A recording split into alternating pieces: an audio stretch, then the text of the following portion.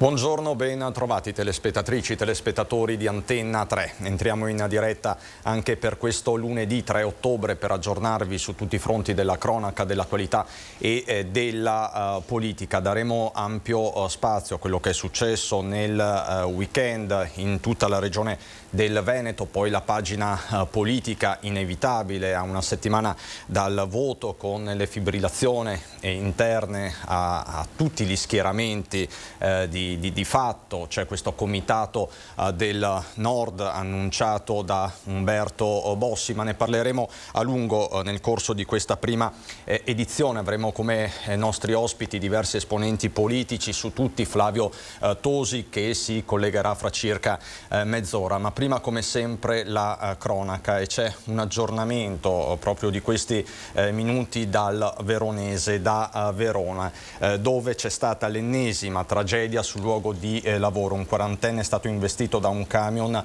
in manovra. Si tratta di un elettricista che è morto in un incidente per l'appunto sul lavoro avvenuto a Verona nella frazione di Montorio. L'uomo è stato investito nel parcheggio esterno dell'ingresso di una ditta che produce silicati. Vedete l'arena.it. Per causa in corso di accertamento, l'operaio, che non era dipendente dell'azienda ma doveva eseguire dei lavori, è stato investito da un autocarro in transito ed è morto per le gravi lesioni subite. La vittima, si apprende, abitava a Bosco Chiesanuova, sempre in provincia di Verona. Sono in corso accertamenti dello Spisal, dell'ULS 9 Scaligera e da parte ovviamente dei carabinieri. Questo fatto è successo alle 10:45 più o meno, così quindi in frazione Montorio a Verona. E veniamo all'altro fatto, un altro fatto che ha sconvolto un intero territorio, la morte di Mattia Caruso. Sul ragazzo è stata eseguita l'autopsia, pare che il giovane non si sia difeso. La fidanzata Valentina resta agli arresti domiciliari.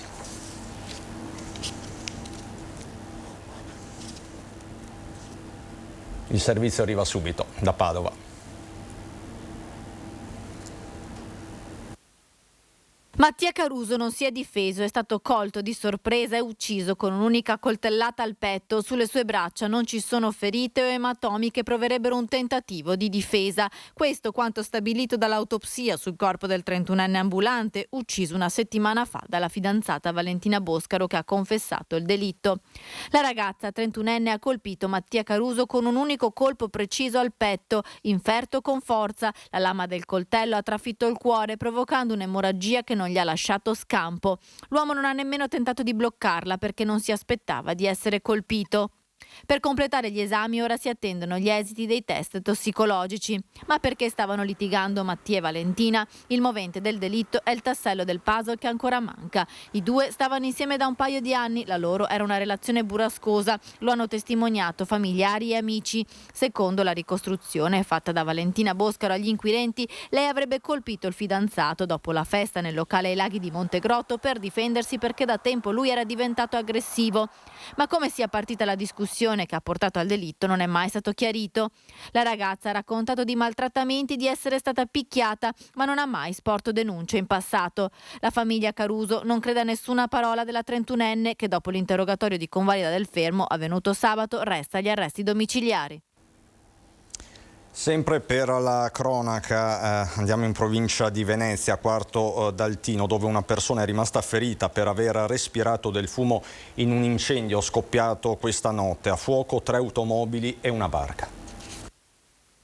I vigili del fuoco sono intervenuti poco prima delle 2 in via Pasquina, Quarto d'Altino, per l'incendio di 3 automobili e una barca. Si trovavano sotto una pompeiana. Una persona è rimasta ferita per aver respirato del fumo. Le fiamme sono divampate sotto il porticato di 2 abitazioni a fianco, dove erano parcheggiate le 2 auto andate completamente bruciate. Una terza è stata parzialmente coinvolta nella parte anteriore, come anche una barca. I pompieri, arrivati da San Donà e Mestre con 2 autopompe, 2 autobotti e 12 operatori, hanno spento le fiamme dei veicoli e della pompeiana, evitando il coinvolgimento delle abitazioni danneggiate esternamente dal fumo.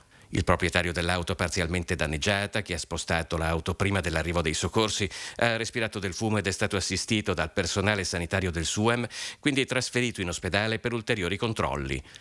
Le cause dell'incendio, di probabile natura elettrica, sono al vaglio dei tecnici dei Vigili del Fuoco. Sul posto anche i carabinieri.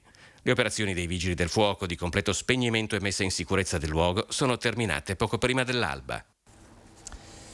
E torniamo inevitabilmente sui fatti tragici di sabato, quella mattinata di follia che ha sconvolto la Pedemontana e provocato una morte, quella di Mario Piva di 67 anni, travolto e ucciso dall'auto impazzita guidata dal 19enne di Riese, Steve Quintino. Con noi in diretta, lo saluto e lo ringrazio, c'è Fabio Marina, sindaco di San Zenone, una delle comunità interessate da questo sabato di follia, dove è stato ucciso di fatto in pieno centro il 67enne Mario Piva, residente a Loria.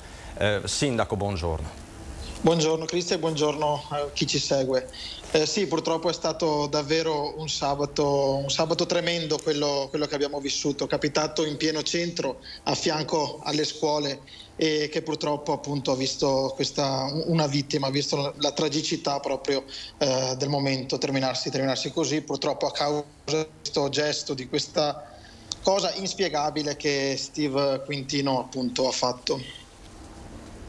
Diciamo non ci sono parole, è stato un sabato davvero surreale. Lei che spiegazione si è dato, se c'è una spiegazione in tutto questo? Le spiegazioni logicamente adesso ce le daranno magari le autorità competenti. Subito davvero siamo rimasti increduli a quello che stava succedendo, perché subito non si capiva effettivamente, non siamo di certo fortunatamente abituati a vivere scene del genere, quindi era difficile anche capire cosa stesse accadendo. Ho sentito parlare di Far West, di Bronx. Io però una cosa volevo sottolinearla, che qui appunto non siamo nel Far West, non siamo nel Bronx. E perché non siamo? Perché abbiamo avuto subito l'intervento da parte del SUEM, da parte della protezione civile, da parte della polizia locale, da parte dei carabinieri, a cui va davvero un nostro ringraziamento enorme, e anche della polizia stradale. Quindi noi abbiamo chi ci tutela, chi ci difende, chi interviene quando purtroppo accadono fatti come questo, e sono quelli che vanno sostenuti. Per cui diciamo che rigetto un po' appunto quando sento parlare di Far West o cose del genere. No, non siamo questo. Fortunatamente abbiamo chi soccorre e chi corre in questi momenti. Logico che una cosa così però prevedibile non era. Assolutamente. E allora io vi farei vedere adesso il servizio curato per il TG di ieri sera del nostro Lucio Zanato. Sindaco, resti con noi, che ha intervistato la mamma e il fratello di Steve. Queste le loro parole. Voglio dire alla famiglia che sono mortificata. Mi dispiace, mio figlio non era in sé e non so cosa fare per aiutarlo. Tutto qua. Mi dispiace tanto. Non ho più parole. Il dolore di una mamma che non sa come riparare alla disperazione che ha causato il figlio. E questa oggi Barbara Zandonà, che incontriamo nella loro casa alla periferia di Riese. Lei non riesce a dire altro, col senso di colpa profondo per non aver ascoltato fino in fondo l'istinto che gli diceva che suo figlio, da quando era tornato a casa, non era più lo stesso, come ci conferma Stefano, il fratello maggiore. Da un anno che è tornato dalla Germania faceva il gelataio e sì, era da un po' che aveva queste paranoie, ogni persona che lo guardava male si sentiva preso in giro, minacciato, però sì, mia madre se n'era accorto di questo atteggiamento, ha anche detto di prendere uno psicologo. Però io, il mio fratello, io in primis, non l'abbiamo ascoltato, abbiamo detto che non serviva.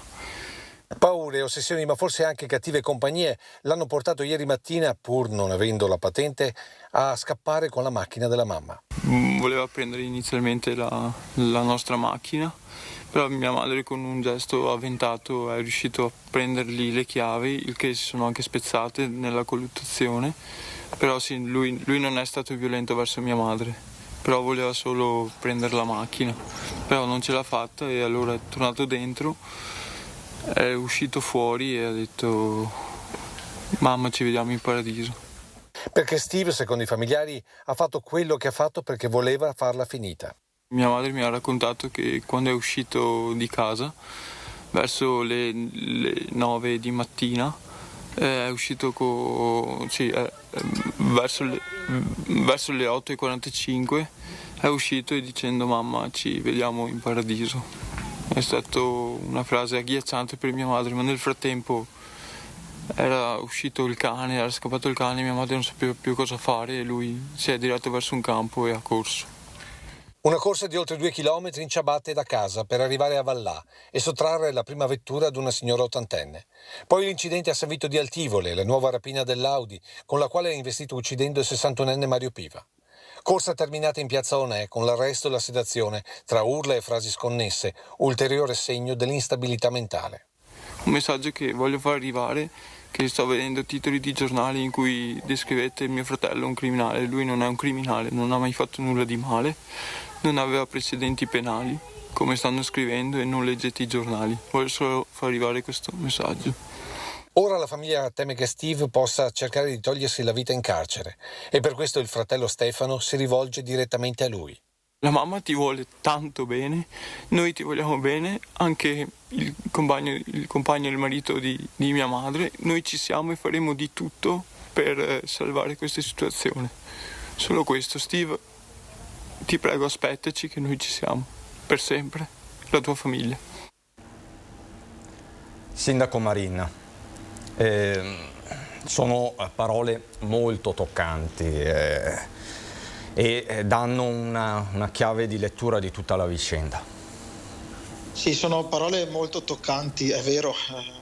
Lui uscendo di casa ha detto ci vediamo in paradiso, però in paradiso purtroppo ci ha mandato il signor Piva. E sicuramente ci sarà una problematica grande dietro a questo ragazzo. Quello che però appunto mi stupisce, quello che però ci tengo a dire non solo riguardo questa vicenda ma in generale, è che nel momento in cui ci sono degli episodi, abbiamo un familiare o delle persone vicine che ci dimostrano che ci sono degli episodi, insomma, dubbi, che ti fanno venire appunto magari qualche dubbio su cosa possa fare effettivamente questa persona, sui comportamenti strani che una persona può avere. I servizi ci sono e non possiamo aver paura o aver vergogna o evitare di rivolgerci magari a chi di competente, perché ad esempio andare dallo psicologo non è una vergogna, cioè ci possiamo andare tutti, può capitare a chiunque di andare e frequentare magari per un periodo un percorso che possa portarti fuori dal periodo buio che stai vivendo.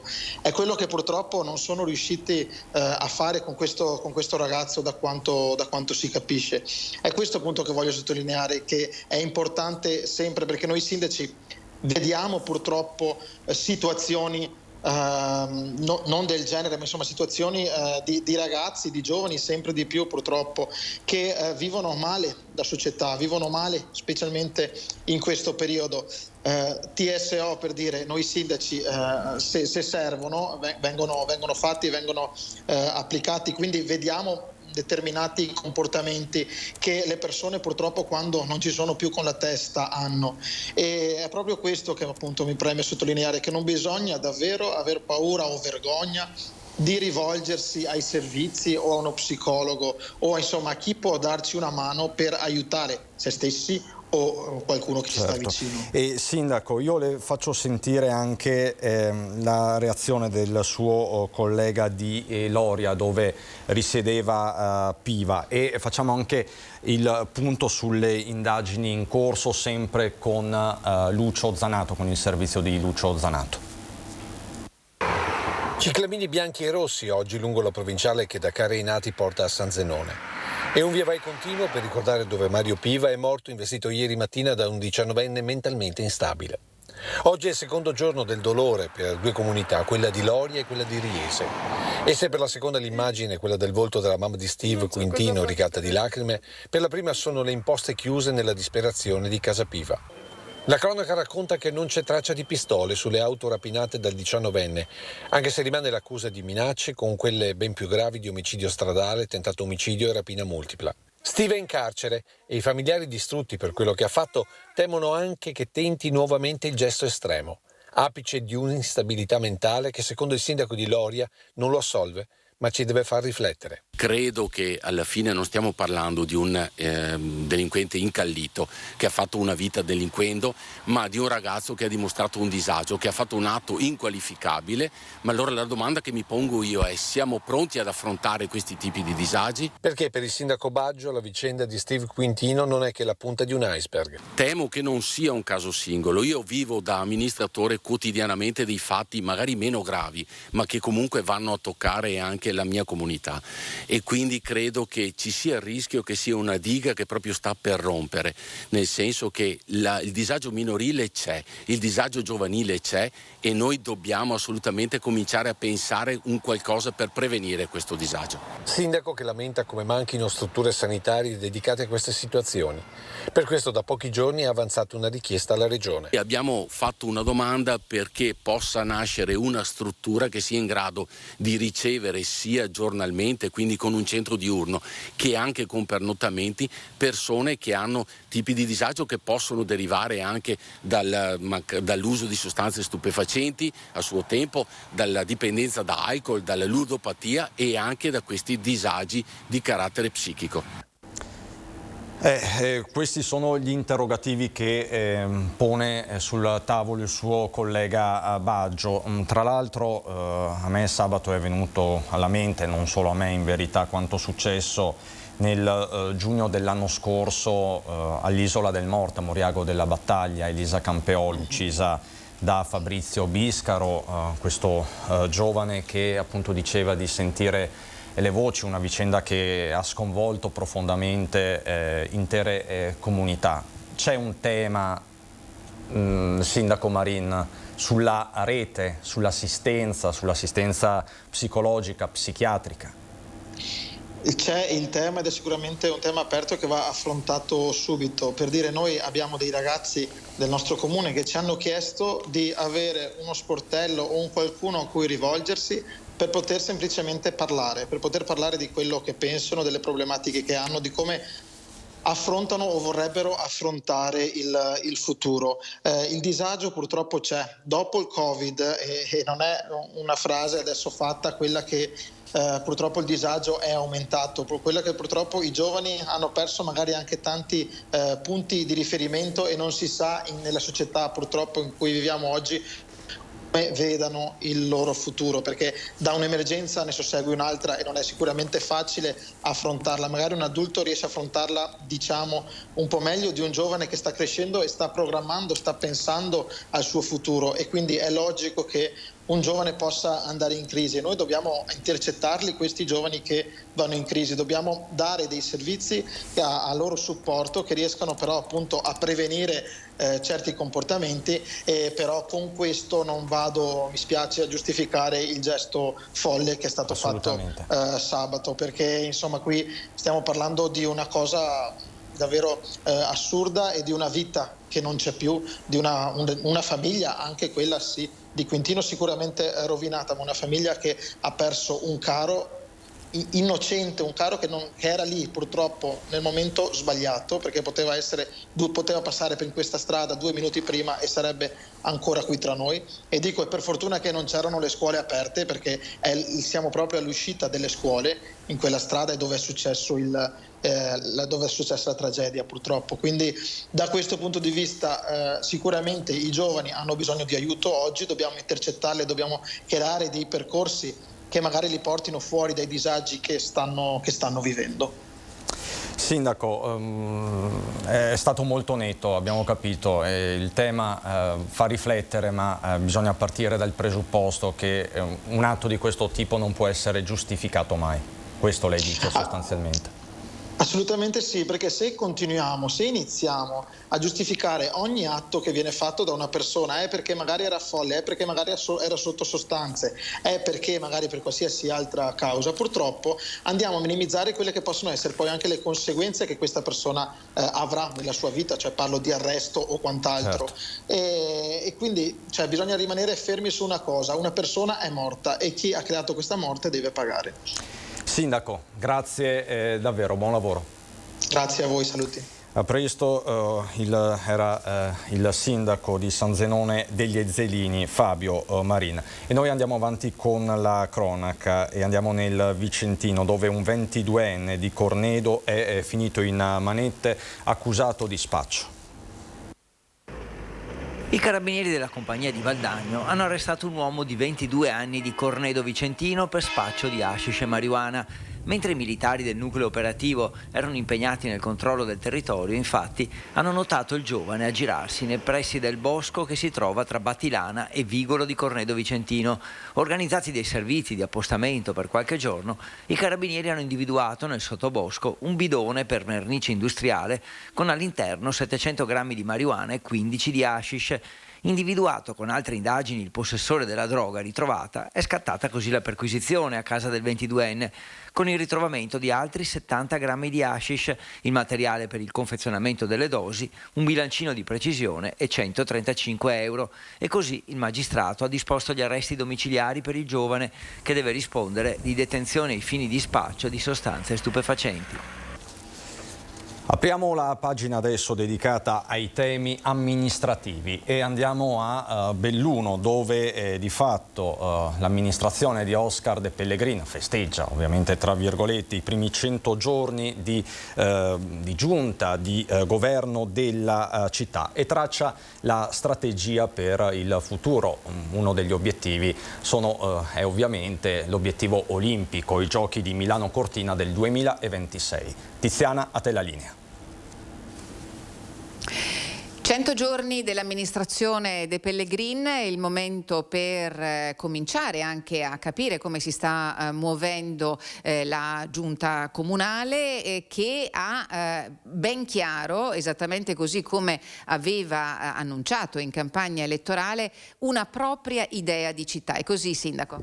Sicuramente sì, quello che ha contraddistinto tutto il lavoro che abbiamo fatto in questi 100 giorni sicuramente era parola sinergia. Abbiamo lavorato in sinergia all'interno della struttura comunale, ma anche dall'esterno, per creare tutti questi canali di collaborazione sia nazionali che internazionali. Questo fa sì e ci può portare, ne crediamo sia veramente certo, di rafforzare questa città capoluogo che possa fungere da servizi per tutta la provincia, per sviluppare più turismo, più cultura e più sport, in vista anche delle Olimpiadi che avremo qui nella nostra provincia, Olimpiadi Paralimpiadi del 26. Tutto questo nonostante difficoltà tangibili di bilancio che affrontate esattamente come stanno affrontando tutti i comuni italiani in questo momento a causa del rincaro delle bollette sia dell'energia che del gas. Io credo che tutti siamo messi veramente a dura prova, perché non è solo l'amministrazione o le amministrazioni in generale veramente con difficoltà a superare e andare avanti in questo momento, ma abbiamo anche l'industria, il commercio, le famiglie stesse, quindi io credo che sia veramente un momento difficile che io mi auguro, è un monito che voglio lanciare al nuovo governo, che venga costituito quanto prima e che tenga presente in questo, perché così io credo che durante l'inverno nei prossimi mesi sarà veramente dura e vedremo veramente chiudere tante saracinesche, e questo non dobbiamo permetterlo. La questione, per concludere, la questione che maggiormente in questo momento la rincuora d'aver fatto in questi primi 100 giorni.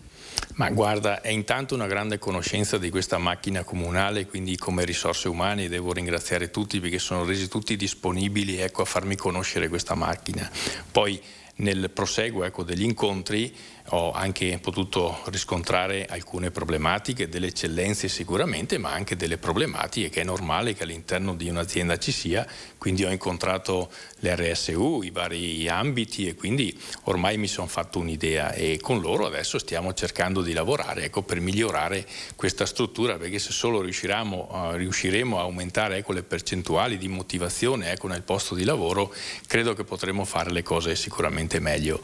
E poi ho mantenuto questo dialogo che ho sempre detto col sociale, ma soprattutto con i giovani, quindi stiamo mettendo insieme a loro che loro portano le idee di come strutturare questa consulta che sia veramente al servizio della città, al servizio dei giovani, per creare delle possibilità, degli ambienti, delle possibilità di esprimere il potenziale dei giovani. Sono loro il futuro e quindi dobbiamo avere questa sensibilità. Ringraziamo il sindaco di Belluno, Oscar De Pellegrin, e restituisco la linea allo studio. Grazie Tiziana Bolognani, che si trova a Palazzo Rosso con Stefano Bozzi. Abbiamo dei collegamenti in ballo con Padova, con Venezia, tanti i temi che dobbiamo ancora affrontare, ma in attesa di collegamenti lancio già il sondaggio di Ring di questa sera. Salvini, ministro dell'Interno, siete d'accordo? È uno dei temi politici del momento, è noto a tutti che il leader della Lega ha chiesto per sé il Viminale, il Ministero di peso degli interni, ma su questo c'è già Maretta all'interno della maggioranza, ci sono anche degli imbarazzi. Se sì, il numero è quello in verde, quello solito, 0422 162 6691, se no 0422 1626 690. Le linee sono aperte, l'esito del sondaggio questa sera a Ring a partire dalle 21:15. Allora facciamo così, 2 minuti di pubblicità, poi ci ritroviamo qui, andiamo a Padova e Venezia.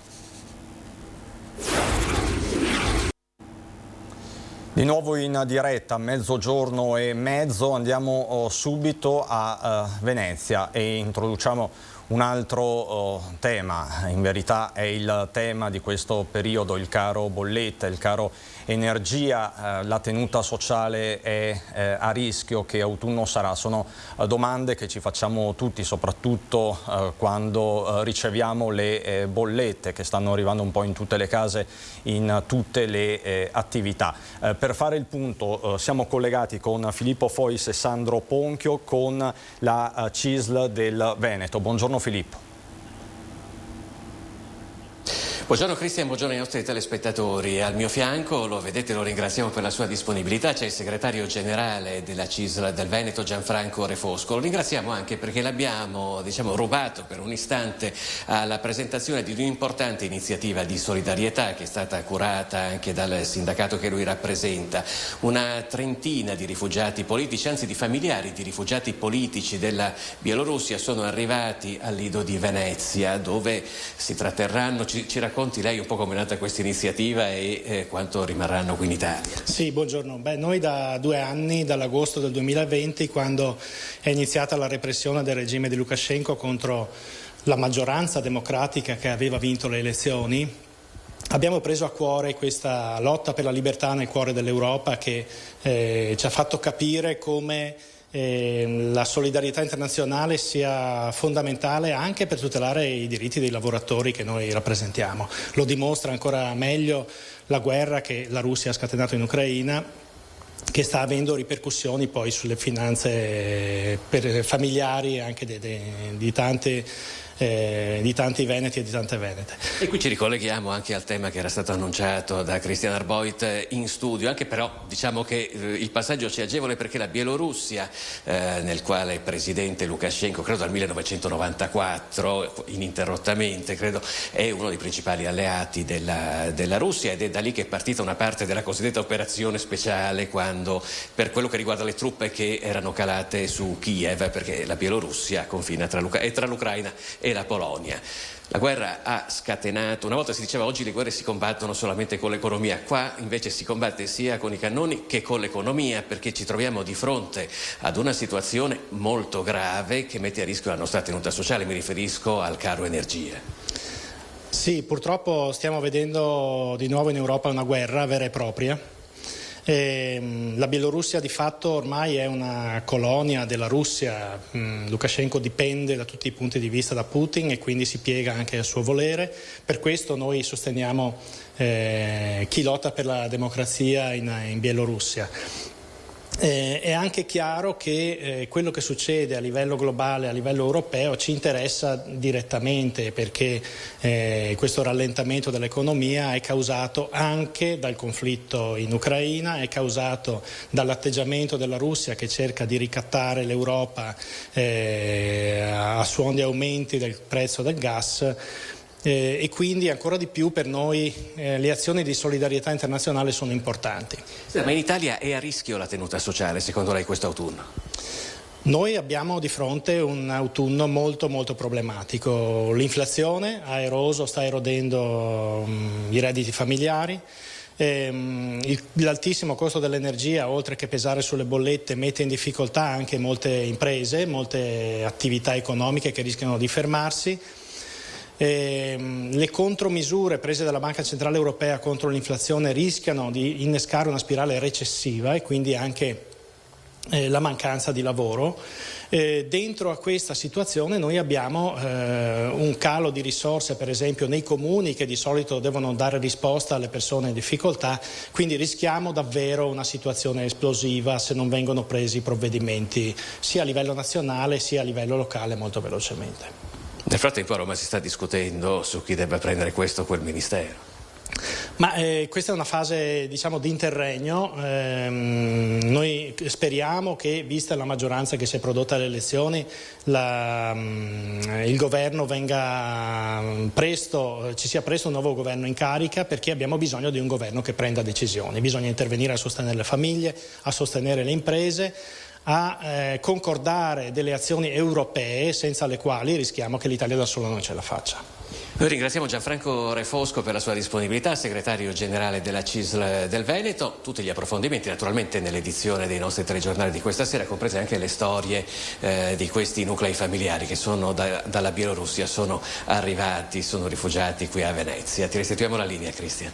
Filippo, ti ringrazio, grazie a te, Sandro Ponchio, e al tuo ospite Refosco, segretario generale della CISL del Veneto. Io do il benvenuto, li saluto e li ringrazio. Sono qui con me Nicola Fantuzzi, che è sindaco di San Polo di Piave, Fratelli d'Italia. Va sottolineato in questo periodo perché poi faremo anche dei ragionamenti politici, e Marco Tappari, che è presidente della casa di riposo Villa Belvedere di Crocetta del Montello, che avevamo intervistato un po' di tempo fa, perché lei, Tappari, è stato tra i primi, forse il primo nella Marca, a lanciare un allarme preciso sulle case di riposo. Sì, diciamo che non è un primato del quale vado particolarmente fiero, però insomma fortunatamente dopo aver sollevato il problema a livello nazionale qualche settimana fa, anche Uripa poi ha seguito effettivamente il trend di segnalazione, perché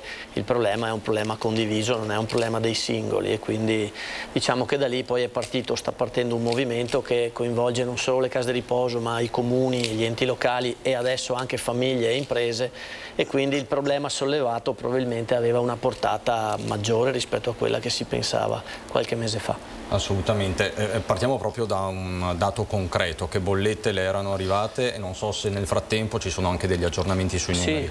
Sì, noi ci continuano ad arrivare bollette stratosferiche rispetto all'anno scorso. Ho anche delle novità, nel senso che ci eravamo sentiti tempo indietro con le bollette della luce, no? Che di fatto sono quadruplicate mediamente rispetto all'anno scorso. Noi le bollette di luglio e agosto messe insieme ci valgono come tutto il 2021 per quello che riguarda la corrente. L'aspetto che ancora non era noto allora, ma purtroppo è noto adesso, è quello relativo al gas, dove noi per la realtà nostra passeremo da un circa 100.000 euro di costo che abbiamo avuto l'anno scorso a più di 600.000 euro più IVA per quest'anno, quindi si parla di 6-7 volte tanto. Lei circa un mese fa, perché ero stato su da lei quella mattina, mi pare fosse fine agosto, se non sbaglio, mi aveva detto io non alzerò mai le rette ai miei ospiti.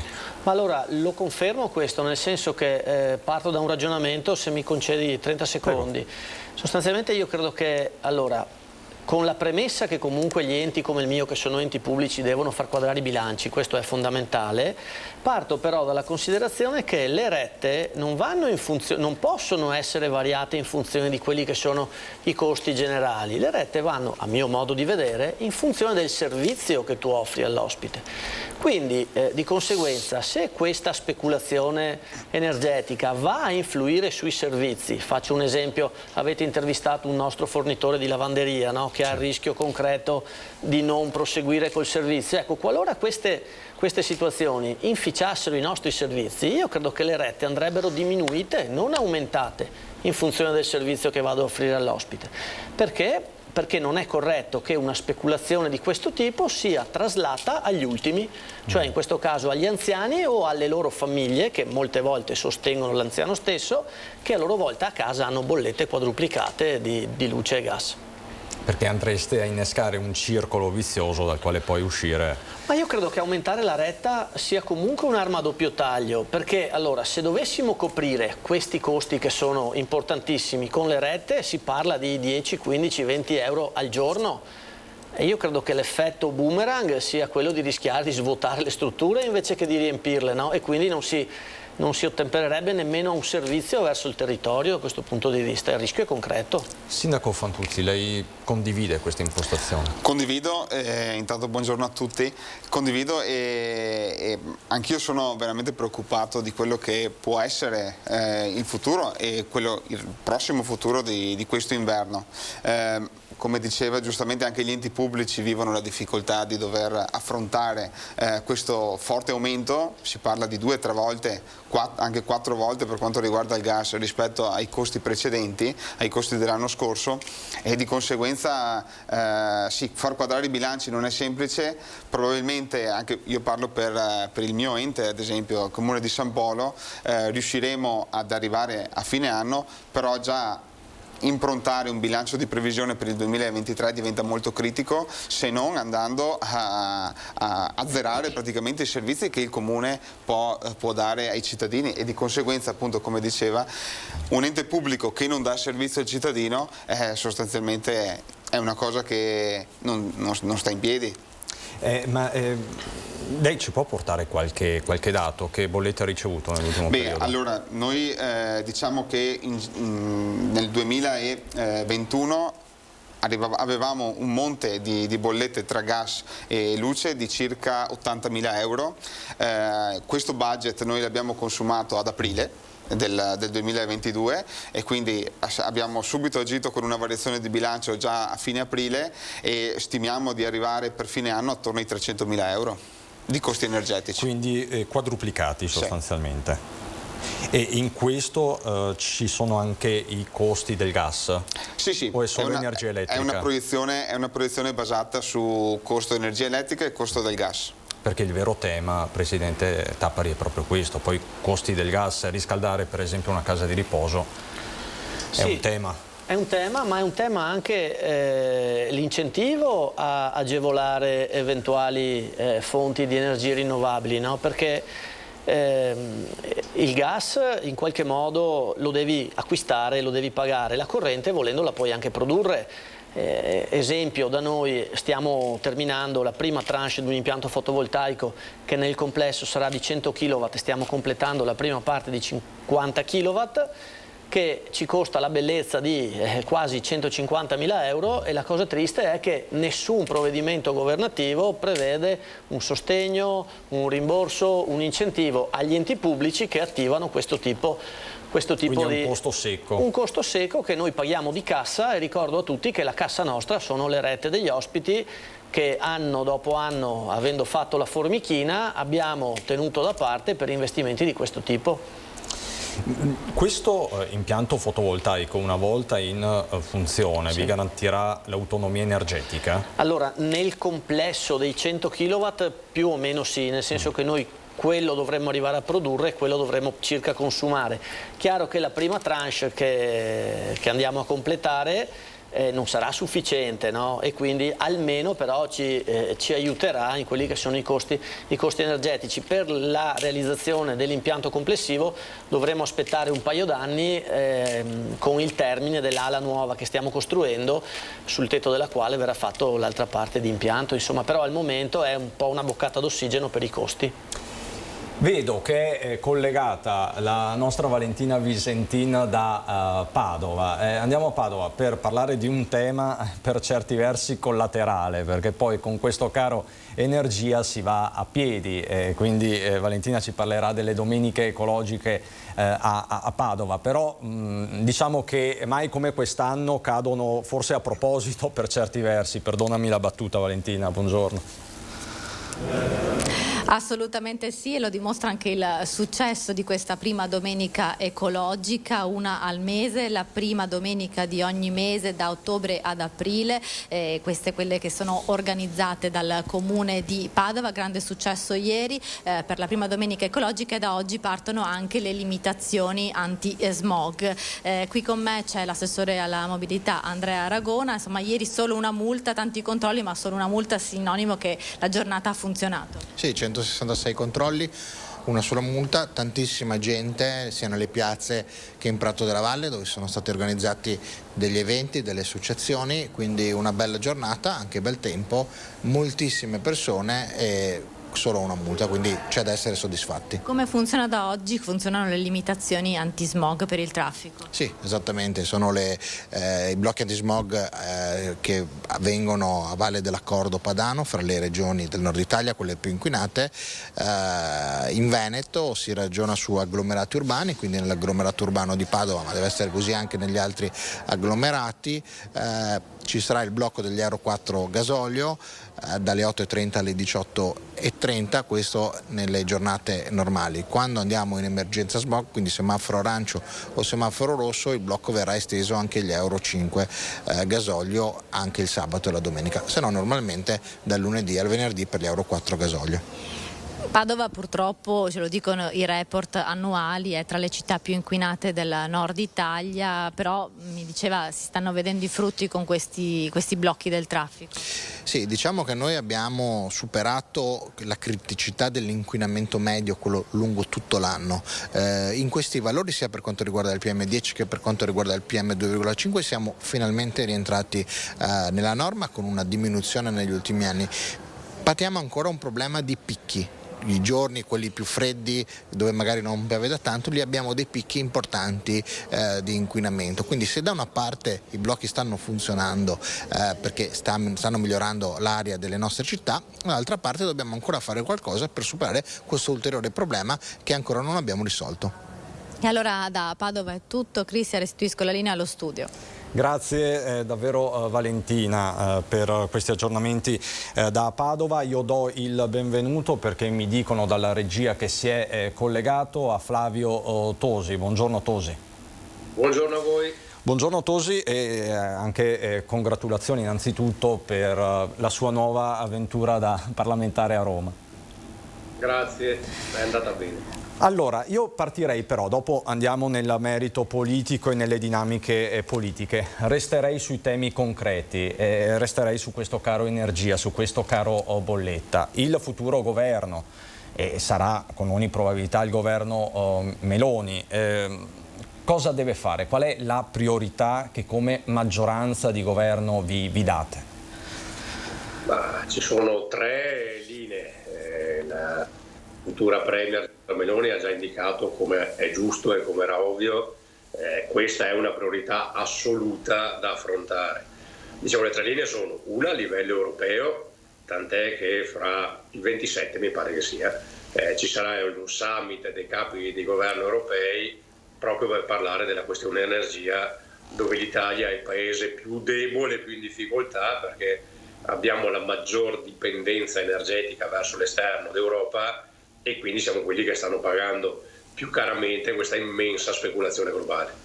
C'è una questione nazionale, perché noi abbiamo comunque le nostre multi-utility, Eni compresa, che stanno facendo dei guadagni stratosferici, ma tutte quelle nazionali come anche le multi-utility territoriali locali stanno facendo sull'energia elettrica in particolare dei guadagni scandalosi, e quindi bisogna che questi guadagni ritornino sulle famiglie e sulle imprese.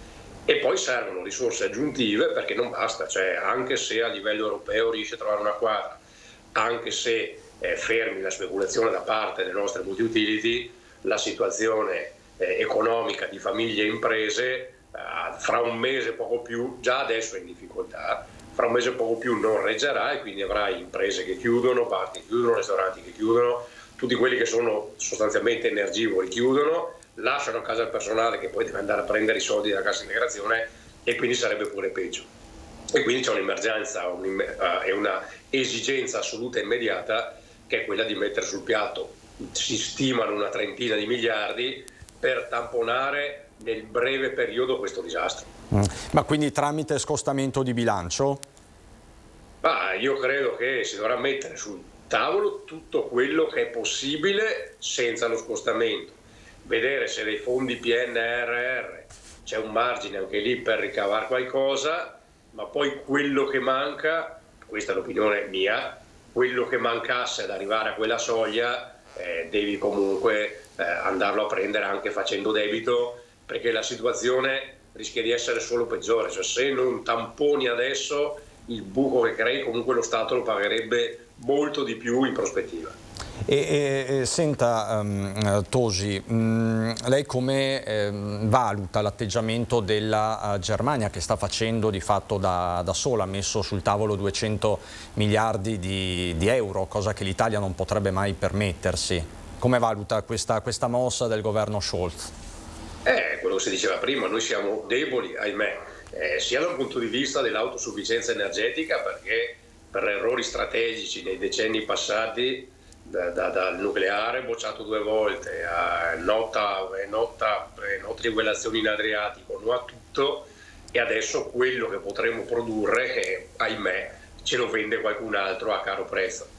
La Germania ha molta più indipendenza dal punto di vista che non noi, ha soprattutto un rapporto debito-PIL che è la metà, noi siamo al 135, andremo oltre di rapporto debito-PIL, la Germania è alla metà, e quindi la Germania i soldi sul piatto li può mettere perché lei ha dei conti in ordine e quindi non ha problemi a fare questo stanziamento.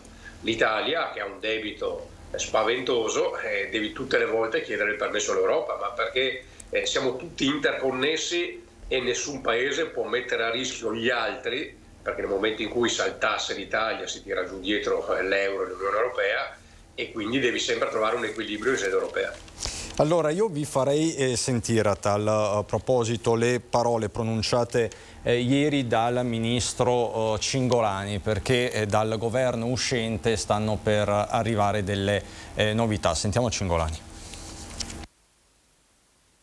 Ma guardi, ogni paese ha cercato nei limiti del possibile di imporre delle mitigazioni, no? Ma noi stessi, a parte aver investito più di 60 miliardi in un anno per mitigare i costi, abbiamo cercato di ridurre, di limitare il costo per esempio di certe rinnovabili incentivate fisse di prima 2010 eccetera. Questo è un po' normale perché c'è una sofferenza fra cittadini e aziende che è tremenda. Adesso la Germania ha deciso di mettere un budget importante, il ministro Beck ha chiarito che sarà un budget che dovrà aiutare proprio tutti quelli che in questo momento sono in difficoltà.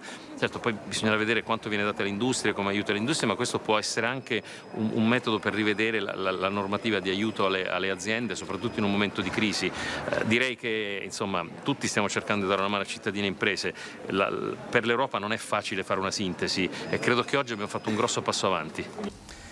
Ecco, Cingolani che di fatto ha detto non c'è nessuna tensione con la Germania e stiamo procedendo alla stesura di un piano in 48 ore, lo diceva ieri, quindi il tempo scorre. Allo stesso tempo la stessa Meloni ha confermato che c'è un dialogo in corso su questi temi con il governo uscente, c'è di fatto un asse, così è stato definito da molti, Draghi-Meloni su questi dossier urgenti. È così davvero, Tosi? Non può essere diversamente, giustamente la futura Premier si è messa subito all'opera su questo, perché le Camere si riuniscono il 13 di ottobre, il governo nascerà fine ottobre ragionevolmente, i tempi di decisione, mettere provvedimenti, impegni di spesa e quant'altro rischi di arrivare tardi, quindi è indispensabile.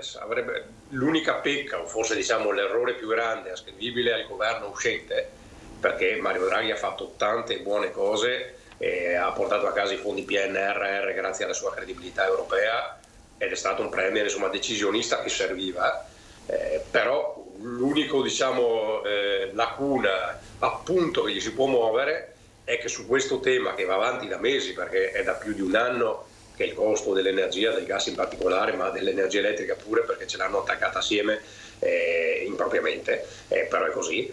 Dicevo, se c'è una cosa che il governo Draghi non ha fatto, ahimè, da un anno a questa parte, è intervenire con decisione su questo tema.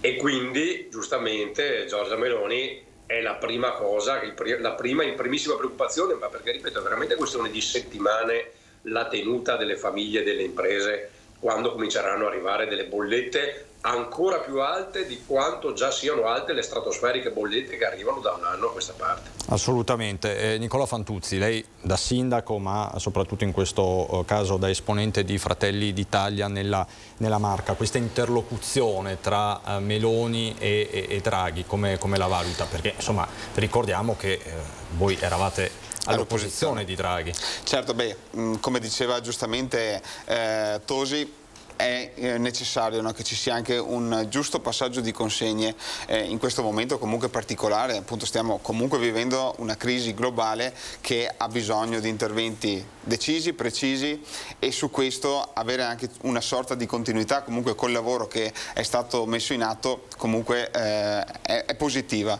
e questo dimostra anche come Giorgia Meloni abbia un'idea comunque di sistema, di nazione, per il bene della nazione, nel non andare a fare una politica tra virgolette solo contraria, ma una politica costruttiva, anche andando a prendere il buono che fino ad oggi il governo comunque ha portato avanti. Quindi c'è stato del buono, le dice, nel fronte di Fratelli d'Italia? Sicuramente ci sono delle partite positive, ci sono delle partite invece dove è stata fatta una dura opposizione. Oggi il sistema Europa, prima parlavamo della Germania, anche in pandemia, inizio pandemia, se non ricordo male, la Germania aveva fatto sostanzialmente lo stesso atteggiamento, aveva stanziato, a fronte appunto delle difficoltà che tutti gli stati avevano nel momento dei blocchi, delle chiusure, una somma importante a sostegno delle proprie imprese. Ecco, è proprio questo che il sistema Europa deve riuscire a garantire e a sostenere, che ci sia comunque una sorta di omogeneità e che tutti i paesi possano avere appunto gli stessi aiuti e avere una competitività omogenea nel mercato, altrimenti si rischia che la disparità diventi tale da creare poi dei problemi futuri. Anche concorrenza sleale proprio per le imprese, chiaramente, perché se le imprese tedesche sono supportate e quelle italiane non sono supportate, si crea ovviamente una disparità evidente. Ricordandoci che poi c'è una grossa correlazione tra comunque imprese nostre con imprese tedesche, perché comunque nell'automotive ad esempio ci sono molte situazioni di scambio, ecco. E quindi è giusto che anche a livello appunto sovranazionale, ma quindi europeo, ci sia una sorta di collaborazione che va però anche nel senso di trovare politiche corrette e omogenee per tutti.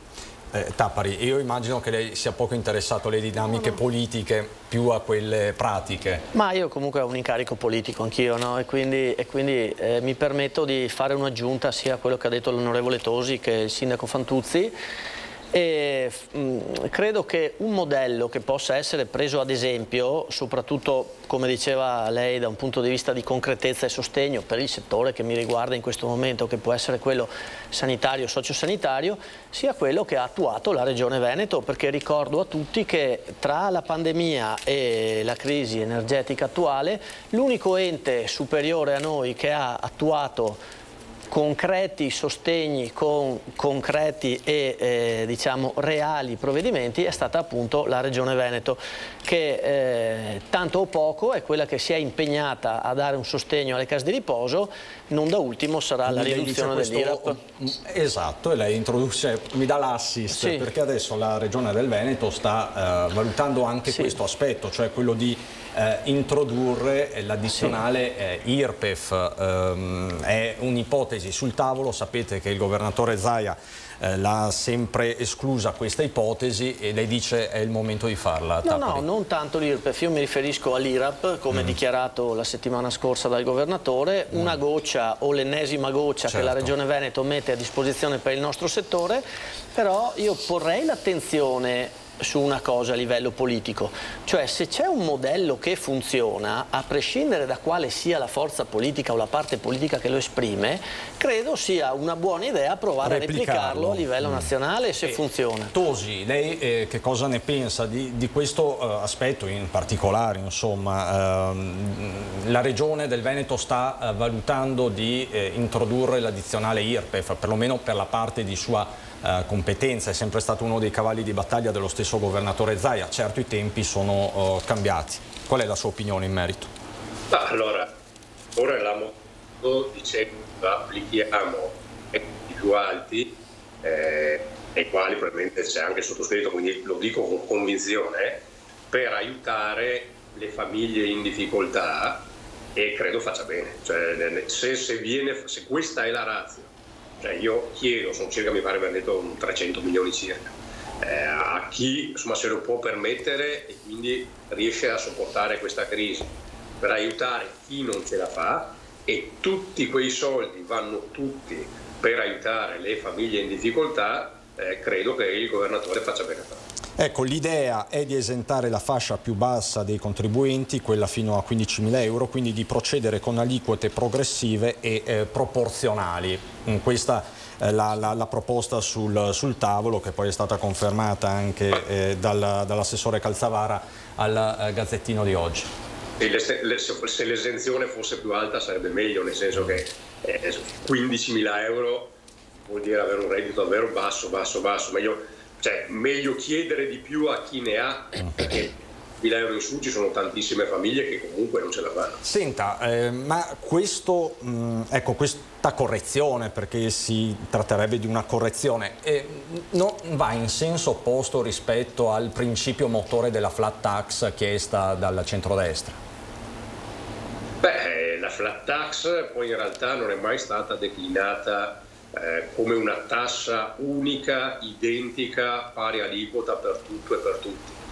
In realtà, da quello che insomma si è capito dalle varie proposizioni, è una semplificazione, nel senso di chiedere ai cittadini meno di quello che oggi pagano, semplificando le aliquote, unificando tutte le imposte dirette e indirette, perché in Italia si pagano una miriade di tasse e contributi, alla fine non sai neanche quanto e quando e quanto paghi, e ci sono i commercialisti che lavorano settimane solo per fare burocrazia e pagare pezzettini di tasse di qua e di là.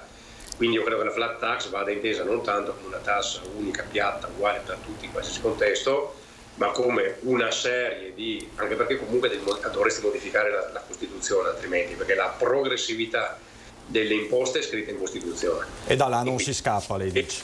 Chiedere di più a chi ha di più e di meno a chi ha di meno.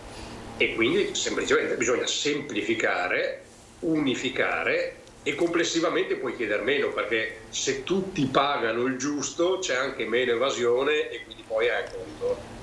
Allora, io vi farei sentire alcune frasi pronunciate da Giorgia Meloni nel weekend alla Coldiretti. Come sapete è stata l'unica uscita ufficiale della Premier in pectore, quindi tutti stanno analizzando le sue parole. Sentite la Meloni. L'ultima cosa che voglio dire, e vi ringrazio, è che non intendiamo fare da soli. Io credo nei corpi intermedi, credo nella serietà di chi alcune materie le vive ogni giorno. Non ho mai creduto che la politica potesse dare da sola le risposte migliori a qualsiasi problema. Credo che la politica debba avere il buon senso di ascoltare e di decidere, ma credo che debba avere anche l'umiltà di chiedere a chi vive le questioni nel proprio quotidiano quali possano essere le soluzioni migliori. Quindi aspettatevi di essere coinvolti come tutte le altre associazioni e realtà di categoria, perché penso che anche su questo si possa costruire un rapporto diverso tra le istituzioni e i cittadini. Vi ringrazio e grazie ancora per l'accoglienza.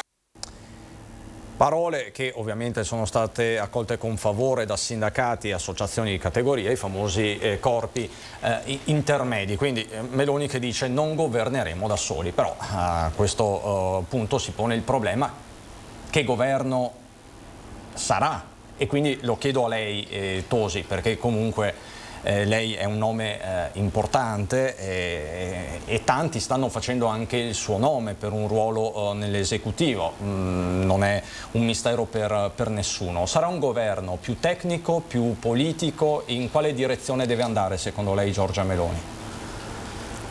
Credo che Giorgia Meloni abbia fatto una intelligente campagna elettorale, ha utilizzato al meglio, ma ripeto, in politica ci sta, perché comunque devi avere il consenso per poter fare i numeri e governare. Ha fatto una intelligente campagna elettorale e adesso si sta comportando da premier, cioè nel senso da figura che sa che deve mantenere degli equilibri in seno all'Alleanza Atlantica, in seno all'Europa, e anche di credibilità della compagine di governo.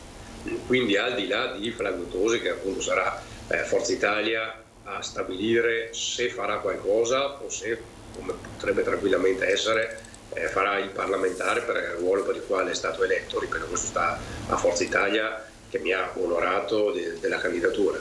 Però dicevo, è chiaro che lei troverà un equilibrio tra figure politiche e figure tecniche, perché ci sta, perché comunque ci sono dei ruoli talmente complessi e talmente delicati che il premier può preferire delle figure tecniche, non vuol dire delle figure tecniche che cadano dalla luna, sono figure tecniche che devono essere conosciute e stimate ovviamente dalle forze politiche del centrodestra che le propongono. Allora io, Tosi, le mostro, l'ho già mostrato ai nostri telespettatori, il sondaggio di questa sera di Ring, e vorrei da lei una risposta, vediamo se me la dà. Non è un'imboscata, ma insomma, Salvini ministro dell'interno, siete d'accordo? Noi stiamo chiedendo questo ai nostri telespettatori, come sanno. Io ogni lunedì sera chiediamo ai nostri telespettatori di darci la loro impressione. È uno dei temi del momento. È chiaro che dietro a questa domanda c'è quella che le ho posto prima.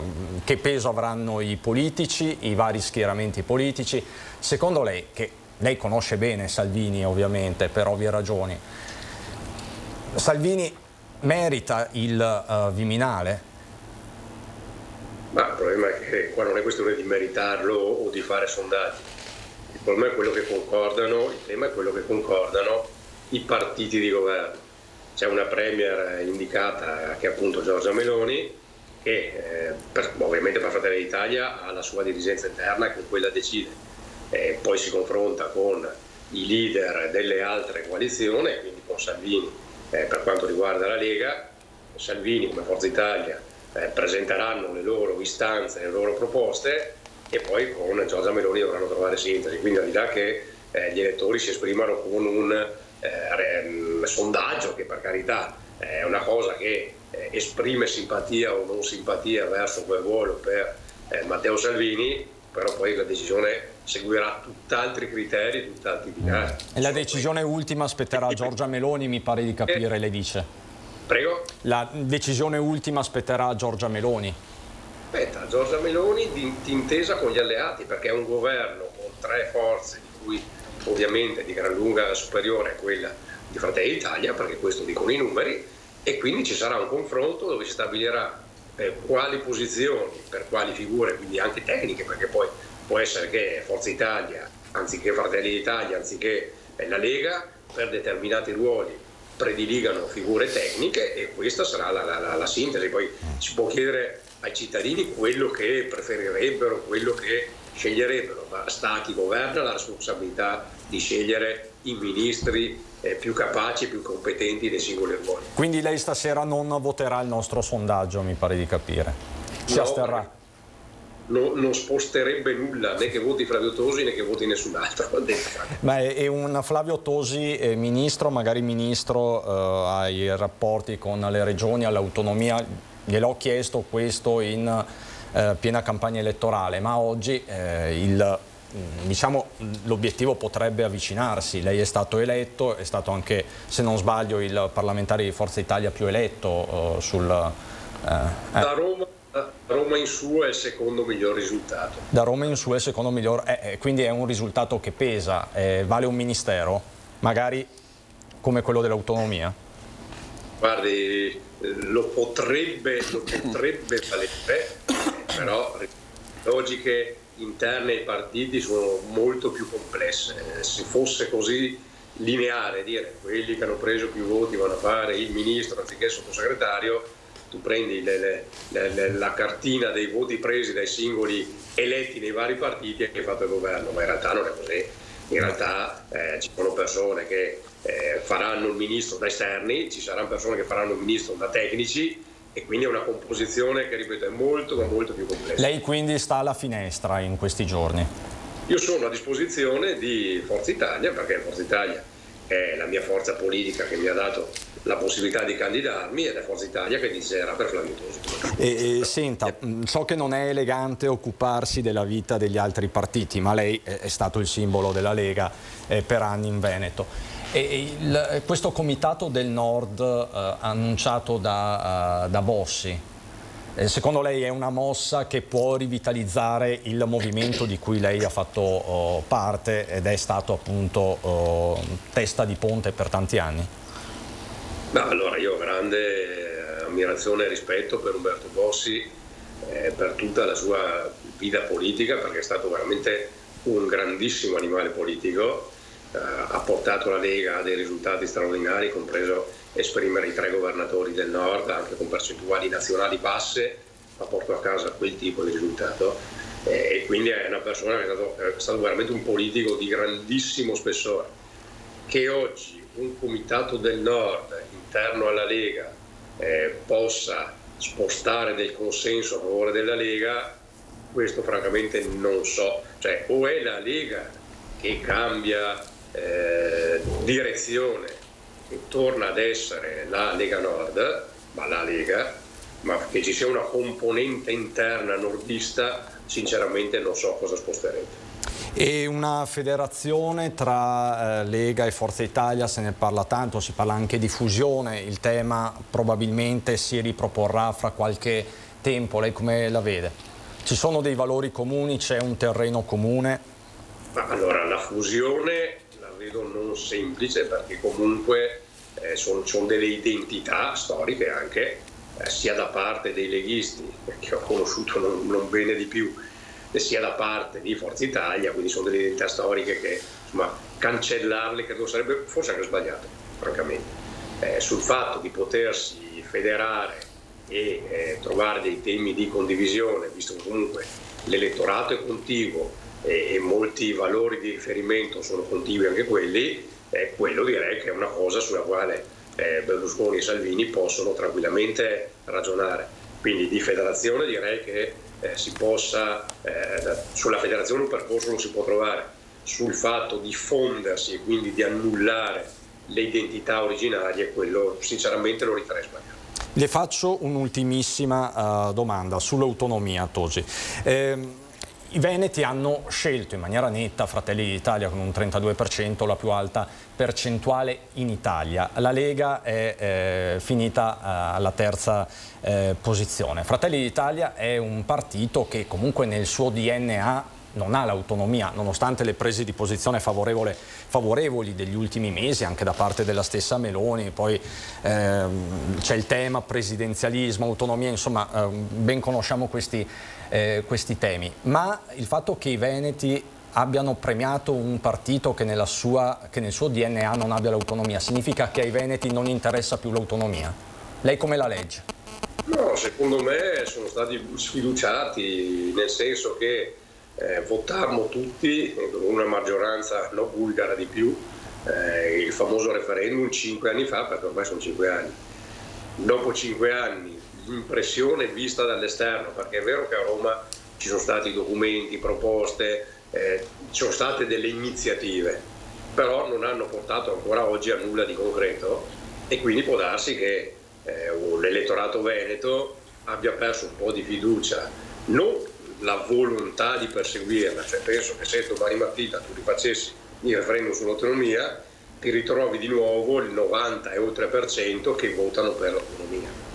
Il punto è che non l'hanno vista realizzata in 5 anni e quindi hanno perso un po' di fiducia nel percorso, non nel fine, ma il percorso per arrivarci. Dicono qua dopo 5 anni non succede nulla, e quindi l'hanno un po' accantonata come idea, perché l'hanno valutata hanno valutato che non sia stato fatto abbastanza, a mio avviso, per quello che si doveva fare in questi 5 anni. Tosi, l'abbiamo definita Highlander nel titolo in onda, non si offende, vero? No, vabbè. Mi offendo se ricevo, anzi offendermi io non mi offendo tendenzialmente, salvo che non per offese personali.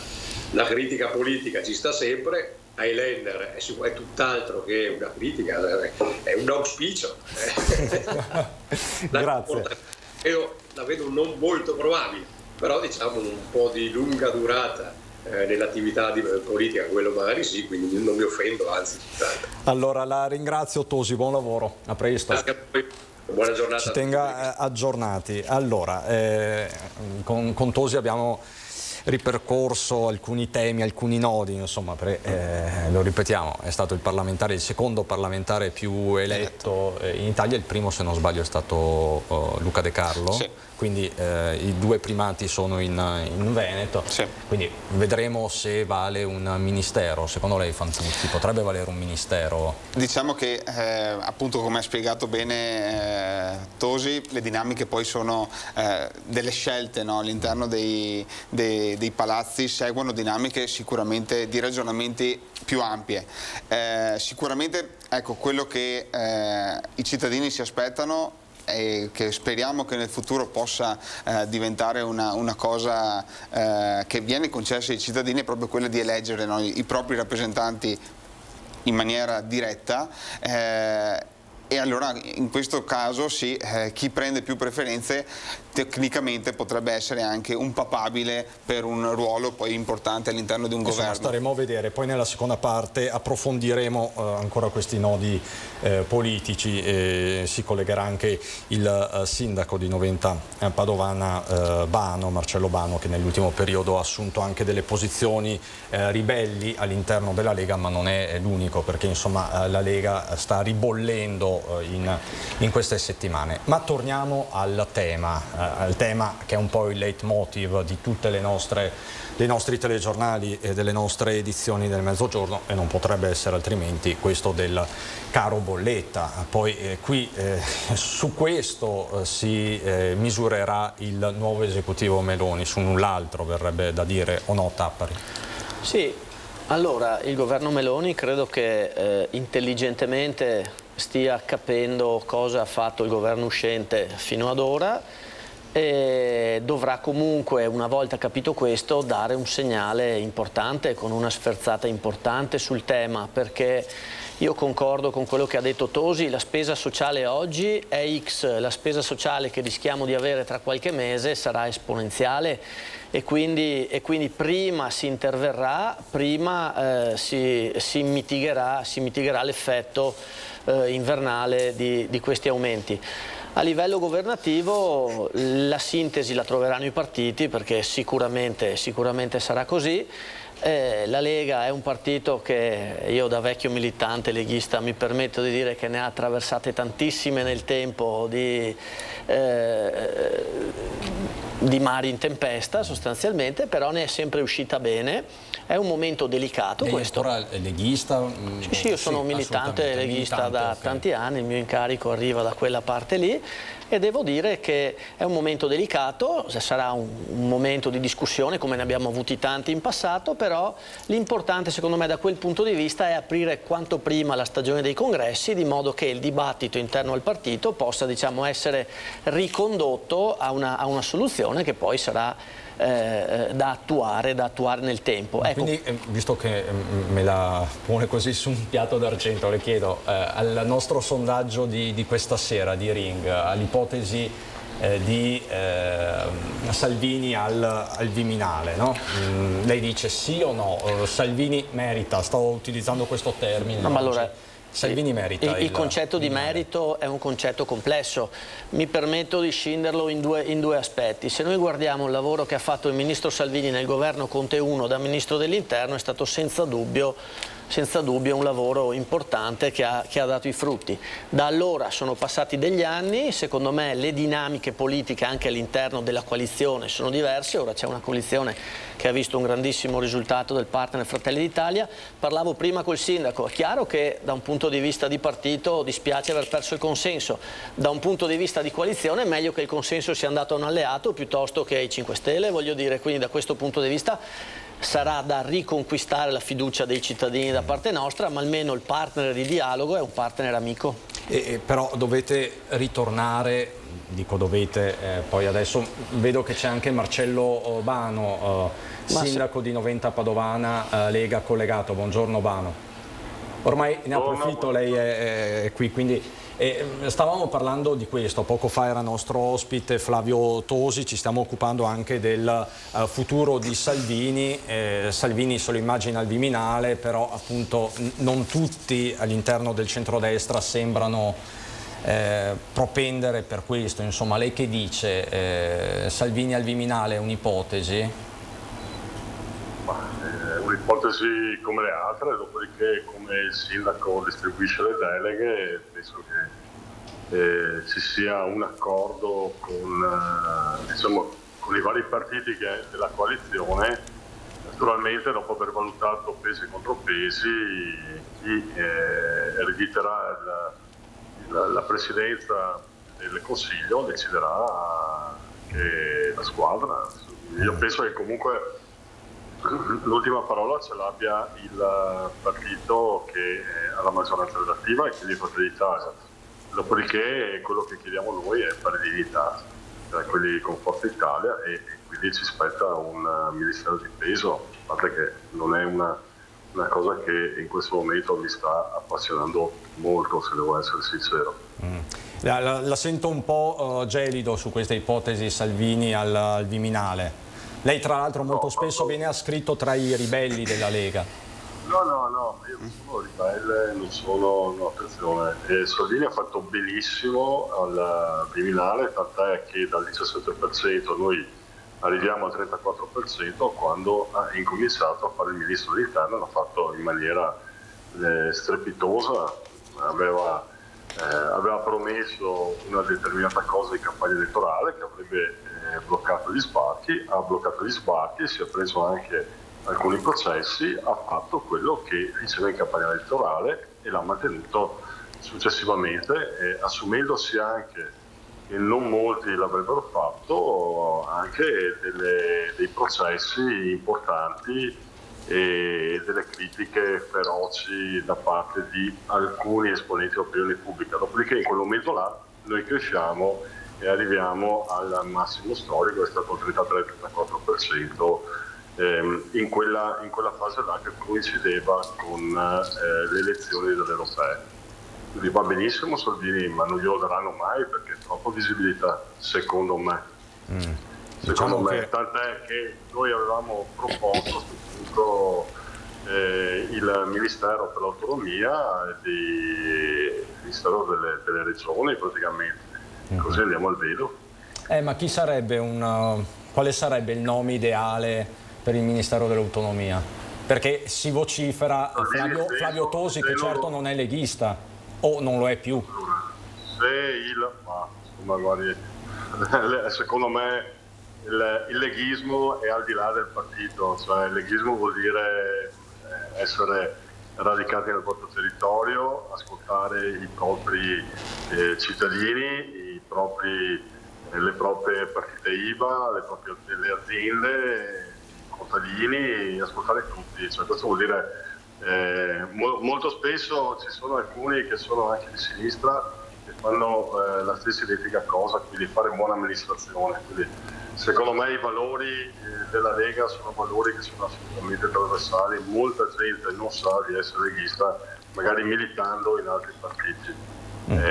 Tosi potrebbe essere anche uno di quelli, come tantissimi esponenti di Fratelli d'Italia che lavorano bene nel territorio, come tantissimi esponenti anche della sinistra, del PD, che stanno facendo un ottimo lavoro. Quindi, secondo me certi valori di legame col territorio, di risposta al territorio, sono assolutamente trasversali. Poi su questo torniamo, Sindaco, nel secondo blocco politico che ho anticipato vista la presenza di Tosi poco fa collegato.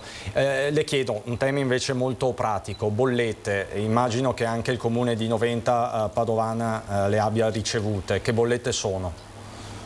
Sono bollette dubbie, però noi eravamo intervenuti per tempo quando io ho visto la previsione di spesa che da 236.000 euro passavamo a 440.000 euro solo di illuminazione pubblica. Sono stato il primo comune della provincia di Padova a chiudere l'illuminazione dall'1 alle 5, dopo mi hanno seguito tutti dicevano che ero un matto. Io invece ho una formazione pragmatica.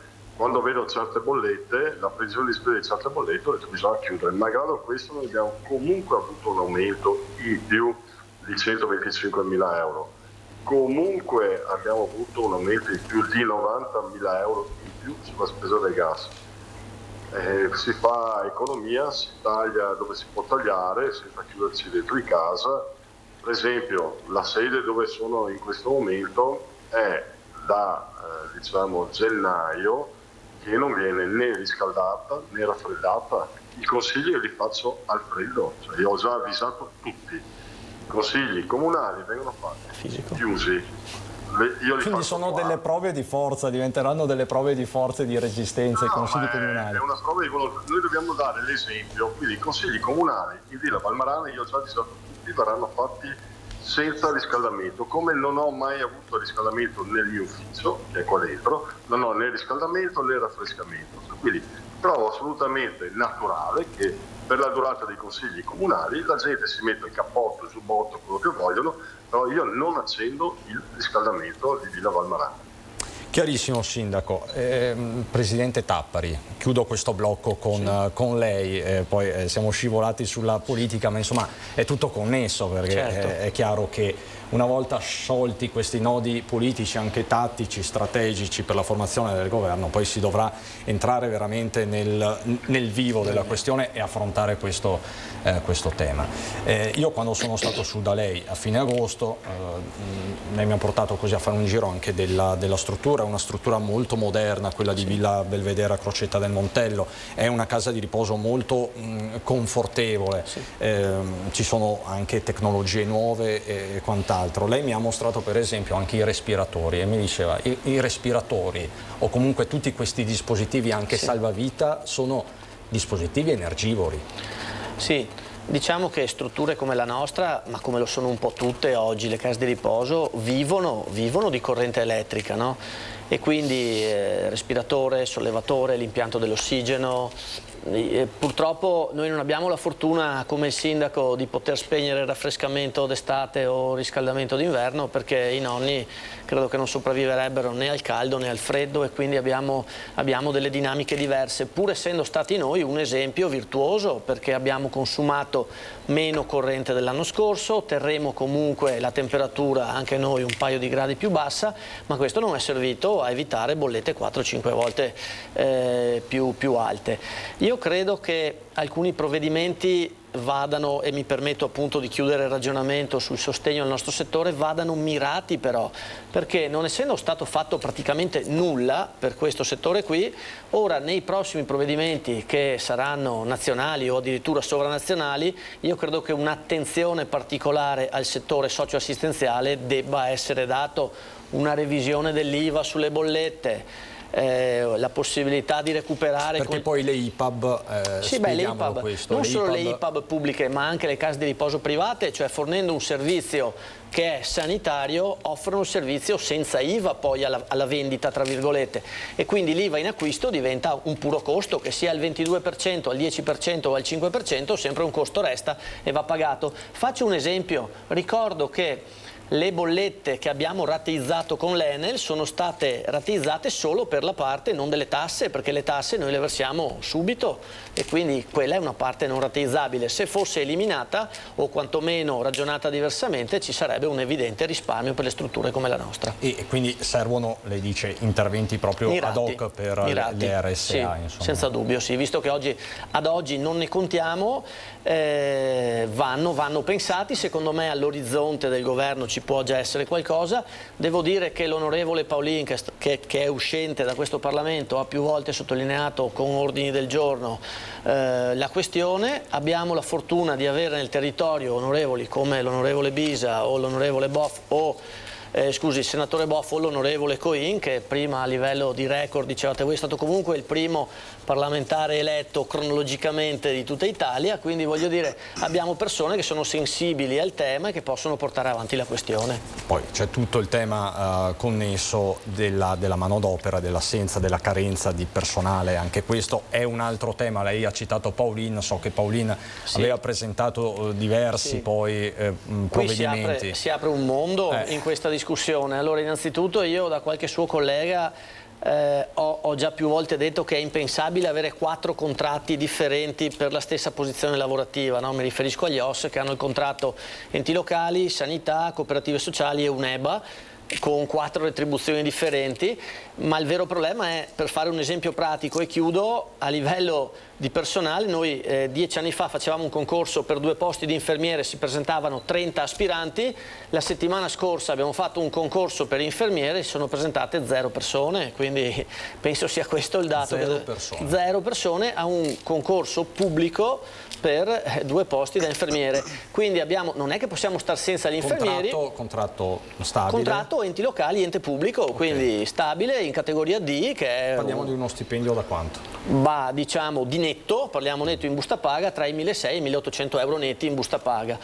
Per ovviare al fatto che non possiamo stare senza infermieri e dare un servizio, anche noi a metà mese saremo, diciamo, coadiuvati da 2 o 3 infermieri extra Unione Europea che arriveranno dal Brasile e che prenderanno servizio a Villa Belvedere. E qua apriamo il tema dei titoli equipollenti e non la finiremo più, insomma. Sì, il tema è complesso, però voglio dire a noi... Perché adesso arrivano soprattutto dal Sud America, non più dall'Est Europa. Perché anche, mi dicevano sempre i suoi colleghi, che anche il flusso di manodopera specializzata dall'Est Europa si sta esaurendo sul fronte sanitario. Guardi, che arrivino dal Brasile piuttosto che da Santo Domingo, dall'Argentina o anche dalla vicina Albania, continuano ad arrivare.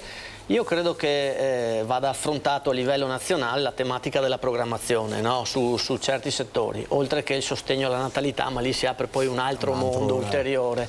Però l'importante è che, e dico davvero, noi amministratori locali abbiamo il dovere non solo di sollevare il problema, ma dobbiamo dare una soluzione poi, no? All'ente piuttosto che al comune che amministriamo, e quindi non possiamo stare lì alla finestra nell'attesa che qualcuno ci dia un sostegno o una soluzione, ma intanto ci attiviamo per avere delle strategie alternative operative che garantiscano il servizio, garantiscano nel caso mio l'ospite e garantiscano anche comunque il sostegno agli altri lavoratori, perché non è che io posso pensare che in Villa Belvedere passo da 18 infermieri a 8 infermieri e gli 8 infermieri che restano siano degli Highlander, come era scritto prima per l'onorevole Tosi, e facciano i turni dal lunedì alla domenica dalle 6 del mattino a mezzanotte. È ovvio che si pone molto seriamente. Chiaro. Presidente Tappari, grazie davvero per aver lanciato ancora una volta un messaggio forte e chiaro. Vedo anche che nutre delle speranze nei confronti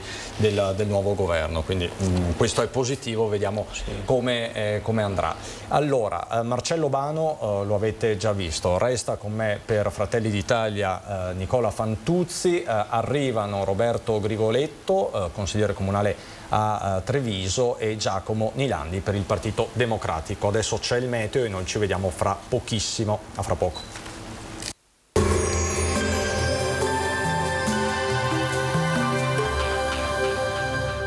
3S Serramenti, interni ed esterni per ristrutturazioni e nuove costruzioni. Bentrovati al meteo. L'inizio della nuova settimana vedrà un deciso rialzo della pressione che garantirà tempo stabile, giornate prevalentemente soleggiate e clima mite. Vediamo insieme il dettaglio.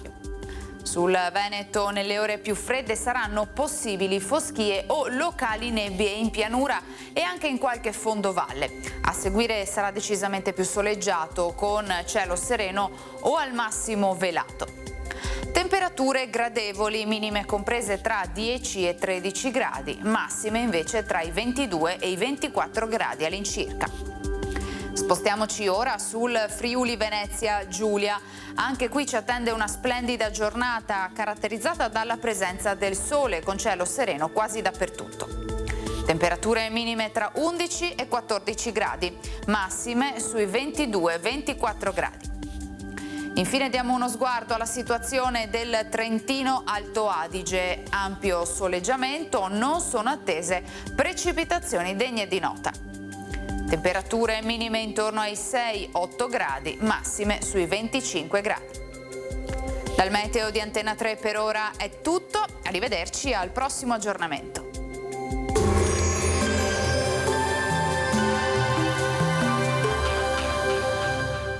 S Serramenti, interni ed esterni per ristrutturazioni e nuove costruzioni.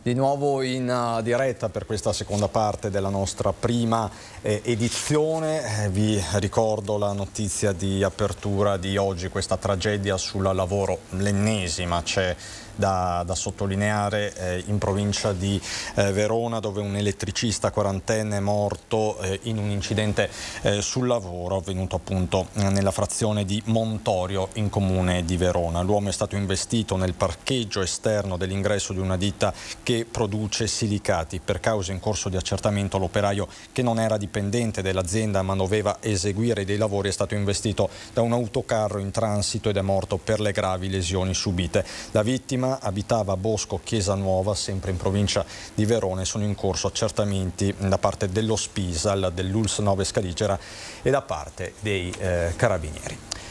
Saluto e ringrazio Giacomo Nilandi del Partito Democratico, consigliere comunale a Mogliano, dove è anche segretario del Circolo Cittadino. È rimasto con me il sindaco di San Polo di Piave, Fratelli d'Italia, Nicola Fantuzzi. Lo avete visto prima, abbiamo già parlato con Marcello Bano, sindaco di Noventa Padovana, Lega, e si è collegato anche Roberto Grigoletto, consigliere comunale a Treviso. Consigliere comunale a Treviso che, come sapete, nei mesi scorsi ha abbandonato il Partito Democratico, un abbandono che aveva destato un certo stupore Grigoletto, perché lei è stata una figura storica del Partito Democratico nella Marca, è stato anche vice sindaco di Manildo.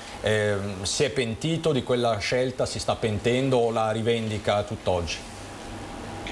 No, nessun pentimento, nessun ripensamento, soprattutto anche alla luce dei risultati, ma al di là dei risultati elettorali mi sembra dell'implosione di un partito che, ripeto, non soltanto ha sbagliato completamente la campagna elettorale, ha sbagliato le candidature, in particolare qui nel territorio, ma ha esaurito anche la sua funzione storica. Mi sembra evidente questo, nel senso che si sta parlando addirittura di scioglimento e di rifondazione del partito, quindi quello che si poteva intuire alla vigilia di queste elezioni si è puntualmente confermato. Devo dire, sono in imbarazzo adesso, perché per me è davvero storia passata, guardo oltre. Mi dispiace che, lo dico sinceramente, questo che il Partito Democratico abbia purtroppo esaurito, ripeto, la sua funzione e dimenticando anche la sua natura, e a cominciare dai diritti sociali, che sono stati dimenticati completamente in questa campagna elettorale, quando invece su questi si sarebbe dovuto puntare, visto la crisi che purtroppo sta attanagliando moltissime... Ma Grigoletto, mi scusi, il fatto che comunque il Partito Democratico sia arrivato prima della Lega in Veneto è una parziale vittoria di Pirro, o lei dice non è un dato sufficiente?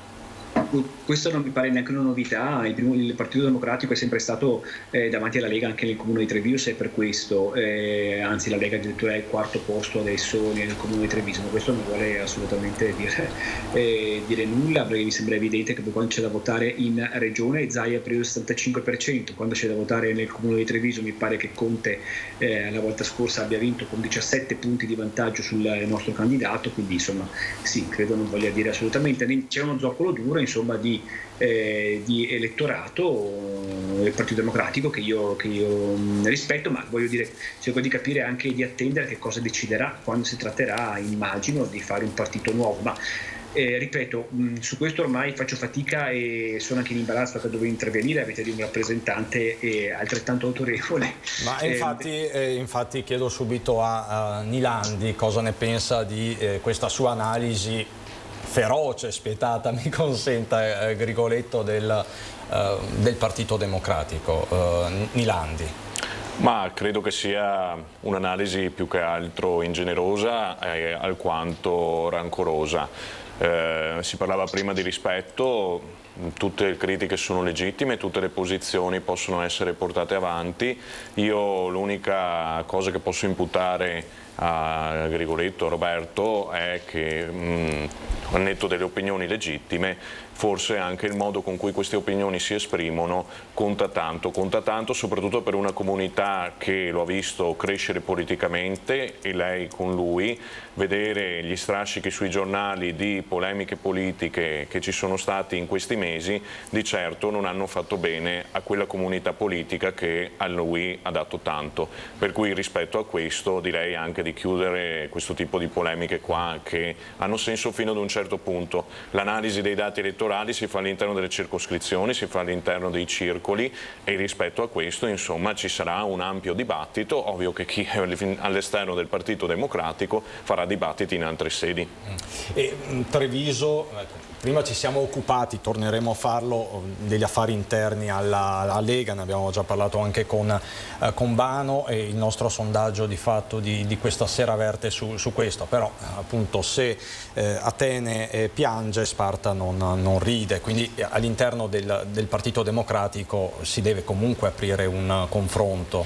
Sì, all'interno del partito. Perché comunque la Marca ha espresso al Parlamento di fatto Rachele Scarpa, che come sappiamo non era un nome che rientrava nella rosa indicata dal PD provinciale, e poi appunto è scattato anche l'onorevole Piero Fassino. Sì.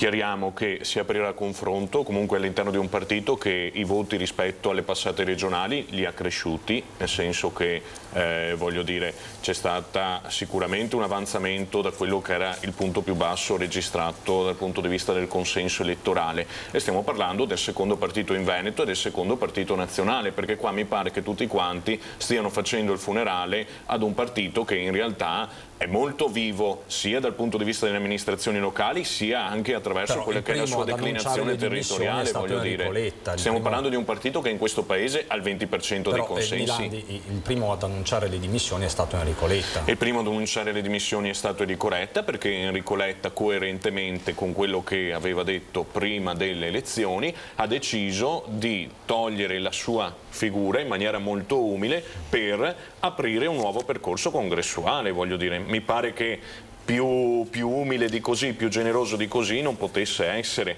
anche perché tutte le scelte che ha preso il Partito Democratico le ha prese in maniera collegiale. In direzione nazionale è stato votato praticamente all'unanimità il dispositivo di Enrico Letta, per cui rispetto a questo non si può far portare la croce quando si perde soltanto a uno e quando si vince a tutti quanti, per cui ripeto, si aprirà un dibattito, ma stiamo pur sempre parlando di quello che è il secondo partito italiano in questo momento. E Grigoletto, non so se vuole controreplicare a Nilandi, ma a me interesserebbe capire, lei che è appunto un esponente di spicco, è sempre stato dell'ala progressista trevigiana, verso dove è indirizzato? Sta guardando ad Azione, a Italia Viva, al terzo polo, che in città comunque è il secondo partito, sta guardando altrove?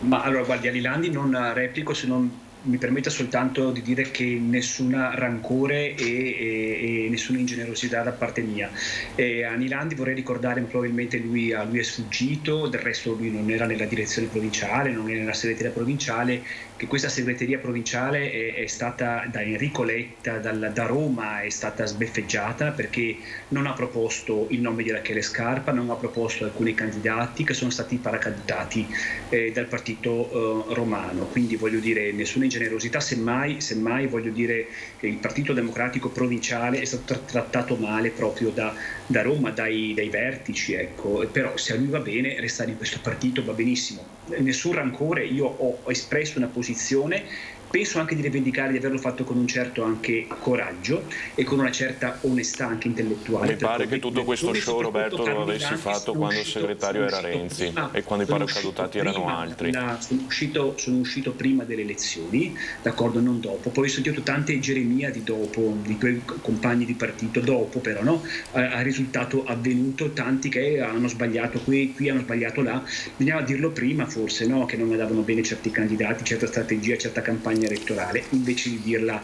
Lei dice, Grigoletto, qualcuno doveva alzare la mano prima. Qualcuno doveva alzare la mano prima.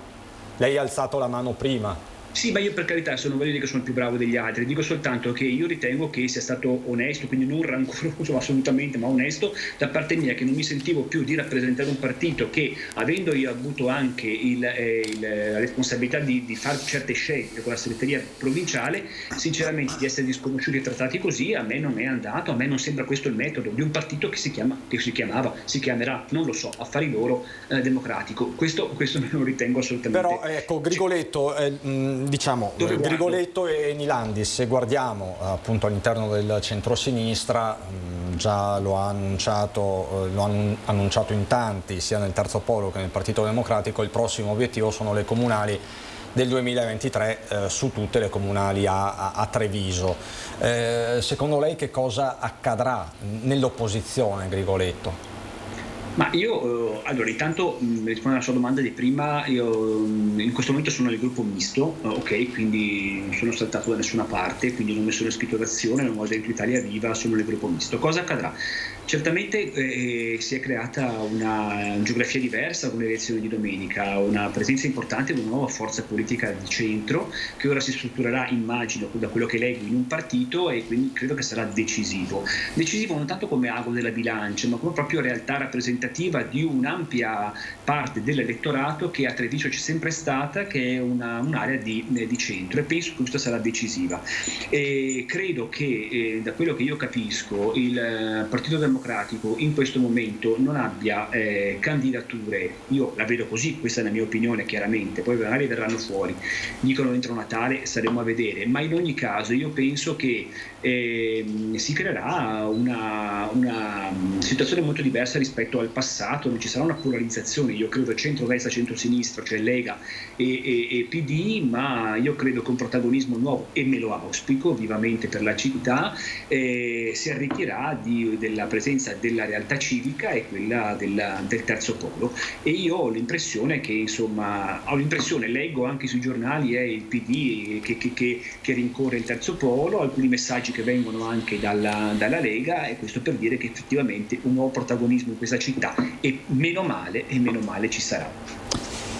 Allora, così all'interno dell'ala progressista, chiamiamola in questa maniera, e poi c'è il dibattito interno alla Lega, poi esteso anche agli alleati di governo, prima ne abbiamo parlato a lungo con Flavio Tosi. Marcello Bano, Allora, lei, dicevamo, non ha paura di dire sempre la sua opinione, la dice, la ribadisce. Prima ha detto una cosa molto interessante: il leghismo è un fenomeno trasversale. Per essere leghisti non occorre di fatto avere la tessera. Ci vuole un attimo approfondire questo concetto, perché mi risulta interessante. L'esempio è quello di prima di Roberto Grigoletto, che va alla mia stima e anche al mio rispetto, perché giustamente chi ha un ruolo politico per una questione di dignità verso il proprio territorio, verso non il suo percorso, perché dopo non mi permetto di parlare in casa degli altri, ma fare battaglie perché vengano candidati dei rappresentanti del territorio, e molto spesso in altri partiti, non nella Lega per fortuna, se non in alcune leggere sfumature, non viene rispettato questo, ti mettono dei paracadutati da altre regioni, non si capisce perché e per come, ma insomma gli esempi si sprecano, e giustamente dice: ma io cosa sto a fare qua, visto che ho un ruolo politico.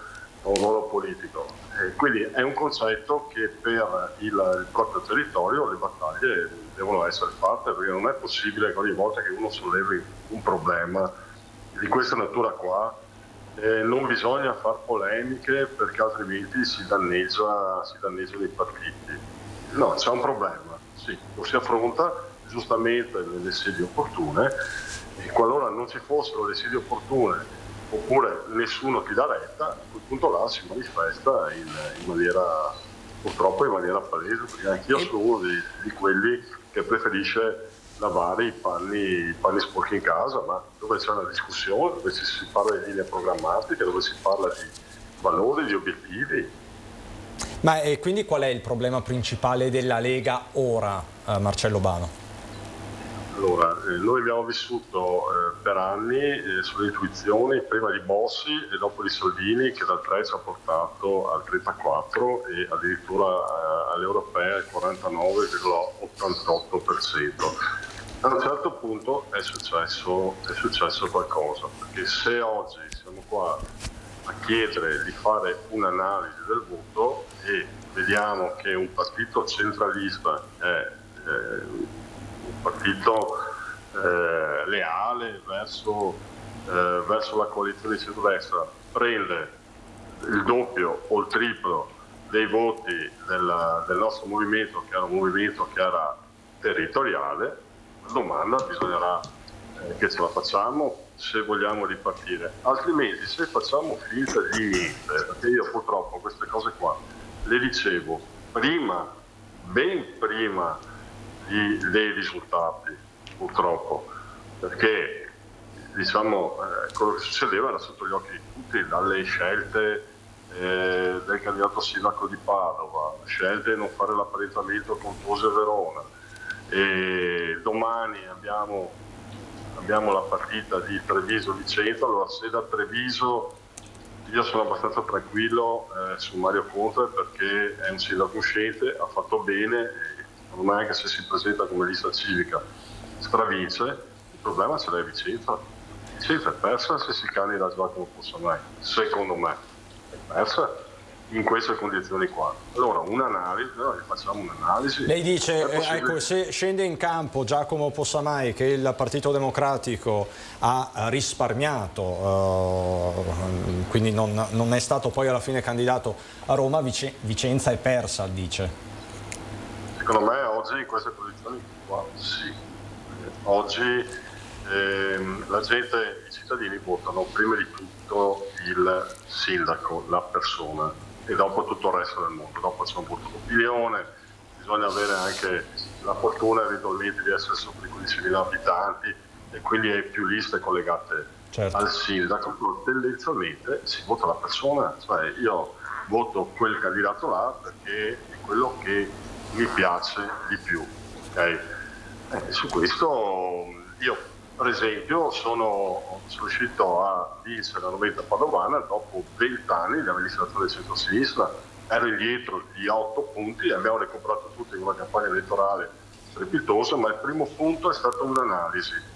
Abbiamo messo 3 esponenti più rappresentativi del centrodestra, abbiamo fatto un sondaggio SVG e su quello è venuto fuori. Quindi bisogna, diciamo, ritornare ai territori, vale per il Partito Democratico, parafrasando Grigoletto, e vale per la Lega.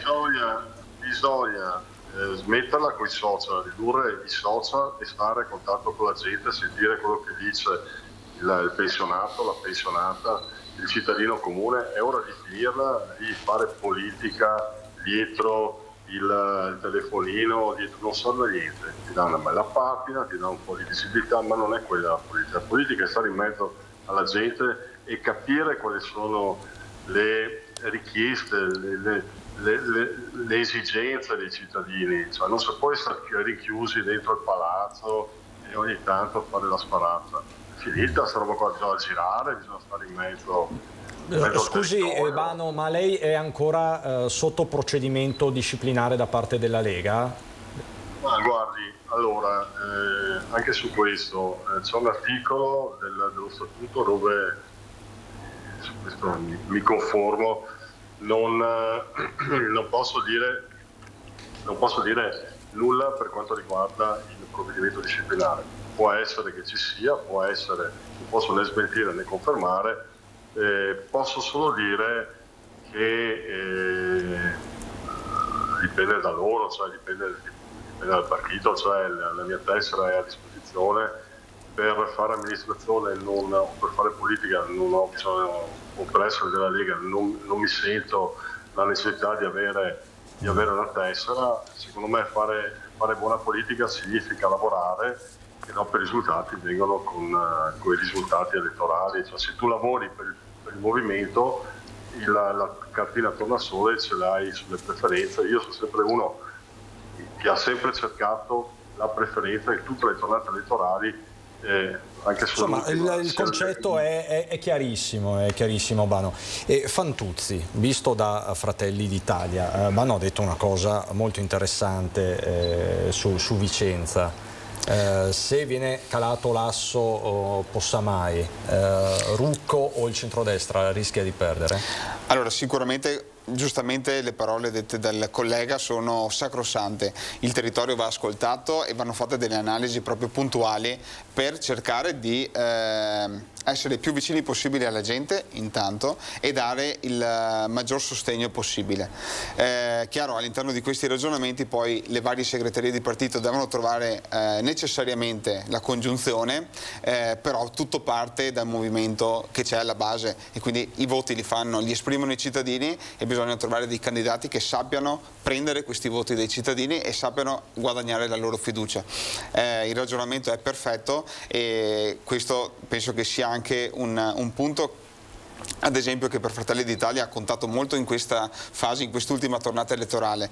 La vicinanza che Fratelli d'Italia è riuscita ad esprimere, soprattutto verso l'imprenditoria, è stata da traino sostanzialmente per il risultato in Veneto. Poi vi siete, avete calato l'asso Nordio.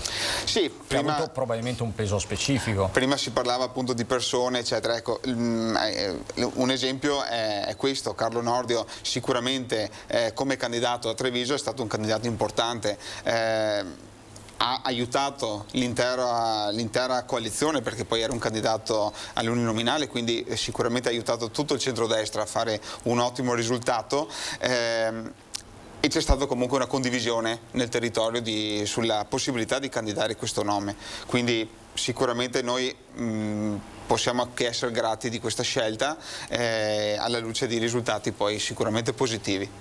Allora, lei sindaco però non mi ha ancora risposto sul sondaggio di questa sera, non so se possiamo, eccolo qua, Salvini ministro dell'interno, siete d'accordo? Mi dicono dalla regia che stanno già arrivando molte telefonate, l'esito questa sera a Ring. Lei da esponente di Fratelli d'Italia. Allora, chiaramente premesso che tutto quanto è stato detto prima anche è corretto e quindi comunque le valutazioni verranno fatte da chi di dovere e da chi poi siederà nei tavoli per decidere le varie spartizioni tra virgolette dei ministeri. Da un punto di vista personale mi domando se abbiamo proprio bisogno di Salvini come figura di ministro dell'interno, al di là, al netto della propaganda politica e quindi dell'idea che lui ha portato avanti quando è stato al ministero, mi chiedo se oggi effettivamente abbiamo bisogno di quella figura e di lui come ministro. Poi non so, magari le minestre riscaldate non sono sempre le migliori, no? È tranchant, lei è tranchant. Un po'. Vano. Su questo aspetto, ritorniamo su questo aspetto, però... Io penso che il ruolo di ministro dell'interno dia a Salvini una visibilità impressionante e quindi giustamente si cerca di limitare la sua figura, perché come dicevo prima, se siamo passati dal 17 in quella fase là delle elezioni politiche al 34 è perché lui rivestiva il ruolo di ministro dell'interno, e quindi un ruolo che difficilmente potranno garantirgli, perché a quel punto là ci si fa la concorrenza in casa. Secondo me cercheranno di trovare un accordo su un altro ministero che sia meno d'impatto, meno visibile, meno disturbante per chi è... Anche di propaganda, perché noi ce lo ricordiamo tutti con il giubbotto della polizia, cioè, quindi diventa un problema. Lei dice in un momento in cui gli equilibri sono già fragili anche dal punto di vista europeo, internazionale, forse... No, ma questo è il ragionamento che faranno gli esponenti di Fratelli d'Italia, cioè, il ragionamento che facciamo noi Salvini al Ministero dell'Interno fa assolutamente comodo, perché è uno che porta avanti il blocco navale, è uno che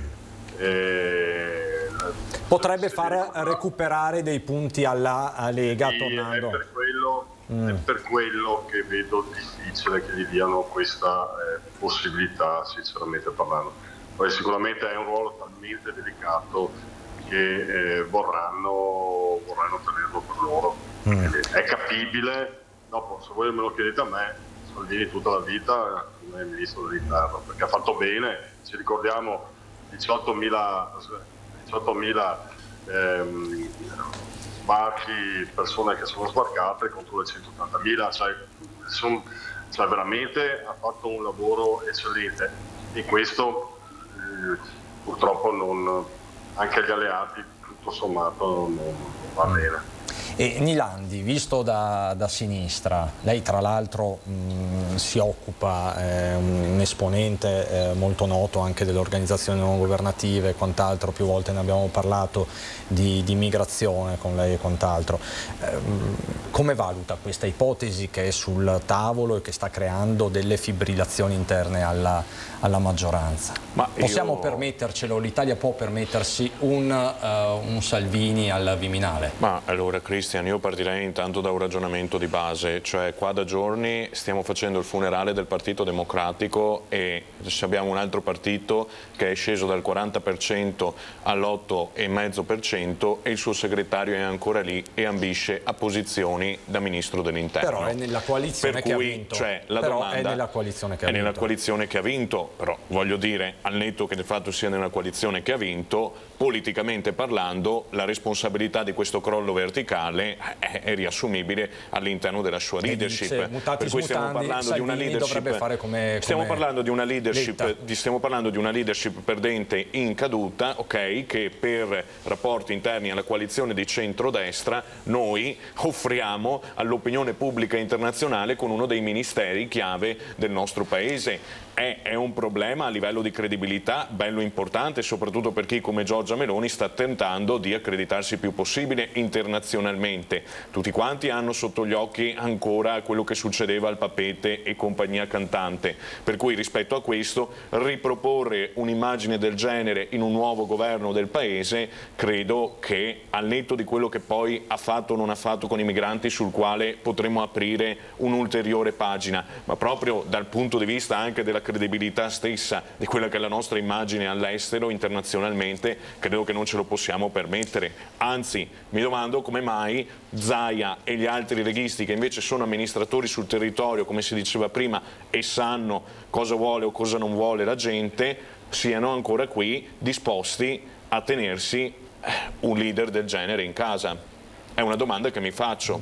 Quando mi chiedono del PD, quando mi chiedono di Letta, io mi domando perché noi che abbiamo più del doppio dei loro voti abbiamo un leader che molto umilmente ha fatto un passo indietro, e invece qui abbiamo un leader che continua non solo ad occupare la sua poltrona ma a volerne anche altre. Sindaco Bano, ecco, che cosa risponde a Nilandi? Salvini dovrebbe ricalcare le orme di Letta? Io sono l'ultima persona al mondo che vuole fare processi a nessuno, no, tanto perché ci chiariamo. Io dico solo una cosa: secondo me prima di scaricare le colpe su Tizio Caio Sempronio bisogna fare un'analisi, bisogna fare un congresso, bisogna darsi delle linee. Per esempio, quello che penso io è che noi dovremmo ritornare a essere un partito territoriale, federalista, cioè quindi essere in tutte le regioni, però valorizzando le proprie identità, le proprie tradizioni, le proprie culture, che sono anche concetti, se vogliamo, sono anche di sinistra, però quando li fa la Lega diventano inspiegabilmente concetti di destra. Questo sinceramente non ho mai capito. Dopodiché se Salvini rimarrà o meno, questo dipende dai militanti. Come i militanti mettono un segretario, i militanti possono togliere il segretario. È sbagliato però che ci sia. Ma quindi Bano, l'iniziativa di Bossi di lanciare questo comitato del Nord è un'iniziativa che va nella direzione che lei sta auspicando? No, guardi, allora anche qua facciamo una premessa: le correnti sono il cancro dei partiti. Io non credo nelle correnti, credo però nei temi politici, sì. Bossi cosa sta dicendo? Ritorniamo a fare una politica territoriale del Nord, per esempio, perché è vero che se c'è una questione meridionale c'è ancora una questione settentrionale, c'è un Ministero del Sud e non c'è per esempio un Ministero sulle attività produttive, sulle partite IVA, cioè sulla locomotiva che si sta facendo carico di tutto il paese. Allora, se c'è un Ministero del Sud è giusto che ci sia anche un Ministero del Nord, per esempio, oppure il Nord. Cosa fa? Il Nord, una volta che non vengono accettate le proprie istanze, cambia cavallo, cioè non è che fa le rivoluzioni. Cioè, io lo vedo i veneti, non fanno rivoluzioni, cambiano partito per dare un segnale. Dopo però, quando è ora di votare i propri rappresentanti locali, e lo vediamo con Zaia, per quello consiglio all'esponente del Partito Democratico di non mischiare le pere con le mele, perché se dobbiamo decidere il governatore, posso assicurare che se non prende il 77%, prende il 70%, ma vince lo stesso con la Lega o senza la Lega, con Fratelli d'Italia o senza Fratelli d'Italia. Cioè Zaia viene votato anche dalla sinistra, quindi è un concetto completamente diverso. Diciamo è un momento, questo è una fase storica politica dove i nomi dei leader fanno la differenza, anche in Fratelli d'Italia. È chiaro che senza Giorgia Meloni Fratelli d'Italia forse sarebbe ancora al 3-4%. Assolutamente sì, la figura di Giorgia Meloni è stata fondamentale nella crescita e anche le posizioni e la lungimiranza che lei ha avuto in questi anni nel costruire comunque a piccoli passi appunto il partito, ha portato oggi al risultato e a concretizzare sostanzialmente un lavoro di anni, quindi sì, sicuramente i leader fanno la differenza. Però il leaderismo, chiedo a Grigoletto, è un limite per la vita dei partiti? Beh sì, direi di sì, perché un partito è appunto una comunità e quindi non può identificarsi in una personalità, anche se bisogna osservare che con la Seconda Repubblica, dalla famosa discesa in campo di Berlusconi del 94, di questo si è trattato, no? Quindi di partiti molto incentrati sulla figura carismatica del leader, con tutte le conseguenze del caso. Allora ci sono leader che sono immarcescibili e invece leader come nel caso del Partito Democratico che cambiano continuamente, quindi cercando in questo modo, sperando in questo modo di volta in volta di risolvere il problema, ma evidentemente alla base, nella natura. Io sono contrario certamente ai partiti leaderistici e ritengo che debba essere un partito, una comunità. Il partito rimane al di là delle persone. Ritengo che sì, che si faccia bene ad andarsene quando si è fallito, ma non vorrei nemmeno fare dei martiri, cioè di chi prende atto che ha fallito e che ha sbagliato e se ne va. Sinceramente non è che io veda un senso di martirio, vedo un senso doveroso di responsabilità. Quando si sbaglia, quando si perde, occorre farsi da parte e andarsene. Allora, ci sono poi le parole pronunciate oggi dal presidente della Confindustria Bonomi, le possiamo vedere dall'Ansa.it, sono di poco fa queste battute. Dice: non possiamo permetterci flat tax e prepensionamenti, non tifiamo per nessuno, noi proponiamo misure. Quindi di fatto la Confindustria già boccia la flat tax, Fantuzzi. Sì, diciamo che il tema finanziario è sempre un tema delicato, no? Soprattutto poi quando sei in situazioni tra virgolette anche di crisi, di difficoltà, non è sempre semplice trovare delle soluzioni trasversali e che siano efficienti, no, al 100%. Come diceva comunque prima Tosi, il tentativo della flat tax è un tentativo anche un po' di riorganizzare il mondo della fiscalità. In un certo senso l'Italia, i cittadini hanno bisogno di una sburocratizzazione e la flat tax va in questo senso, quindi non è puramente un sistema tra virgolette di gettito economico, ma è proprio anche un sistema, deve trasformarsi anche in un sistema di riqualificazione dell'imposizione fiscale ai cittadini. Non vogliamo negare ai partiti di perseguire le promesse elettorali, ma oggi energia e finanza pubblica sono due fronti dell'emergenza che non possono ammettere follie per evitare l'incontrollata crescita di debito e deficit. Queste sono sempre le parole di Bonomi pronunciate all'Assemblea degli Industriali della provincia di Varese. Roccaforte, ex Roccaforte leghista. Nilandi, come legge queste parole del numero uno degli industriali? Le leggo come parole di buon senso che, voglio dire, tutti quanti i cittadini in questo paese potrebbero dire. Dopodiché c'è anche un tema che un conto è la flat tax in campagna elettorale, un conto è la flat tax poi concretizzata come proposta di governo. Oggi, per chi ha aperto il Gazzettino svela che in regione Zaia e quindi tutto quanto il centrodestra stanno pensando di rimettere l'aliquota IRPEF, l'addizionale IRPEF regionale, perché in questo momento hanno bisogno di risorse, perché non ci sono più risorse per il sociale. Si parla di 300 milioni di euro e non si parla di un'aliquota piatta, si parla invece di un'aliquota progressiva, un'aliquota che prevede anche delle soglie di esenzione, per cui è svelata in un certo senso la bufala, perché la flat tax, oltre che essere insostenibile dal punto di vista del bilancio dello Stato, è anche insostenibile dal punto di vista della giustizia sociale, perché appunto chi più ha più deve pagare. Questo è scritto all'interno della nostra Costituzione e questo anche Zaia, una settimana dopo il voto, sta facendo nella reintroduzione di questa tassa. Ecco, Veneto, IRPEF oltre i 15.000 euro è un po' il titolo. Grazie davvero Simone Merlo e Andrea Basso. È il titolo del Gazzettino che lei citava. In verità è da qualche giorno che c'è questa ipotesi sul tavolo, oggi viene confermata proprio sulle pagine del Gazzettino dall'assessore al bilancio Calzavar. Sappiamo che per anni, dal 2010, dall'insediamento di Zaia, è un'ipotesi che si è sempre in qualche modo scansata perché appunto la regione doveva rimanere tax free, però c'è da dire che adesso è cambiato un po' il mondo. Grigoletto, lei come valuterebbe questa ipotesi di introdurre l'addizionale IRPEF regionale proprio per far fronte all'emergenza sociale che è già in atto e che probabilmente si drammatizzerà nelle prossime settimane? Ma io penso che si stia arrivando al momento della verità, con la crisi evidentemente che stiamo vivendo, insomma un conto giustamente è la campagna elettorale, un conto sono poi fare i conti con le reali esigenze degli italiani.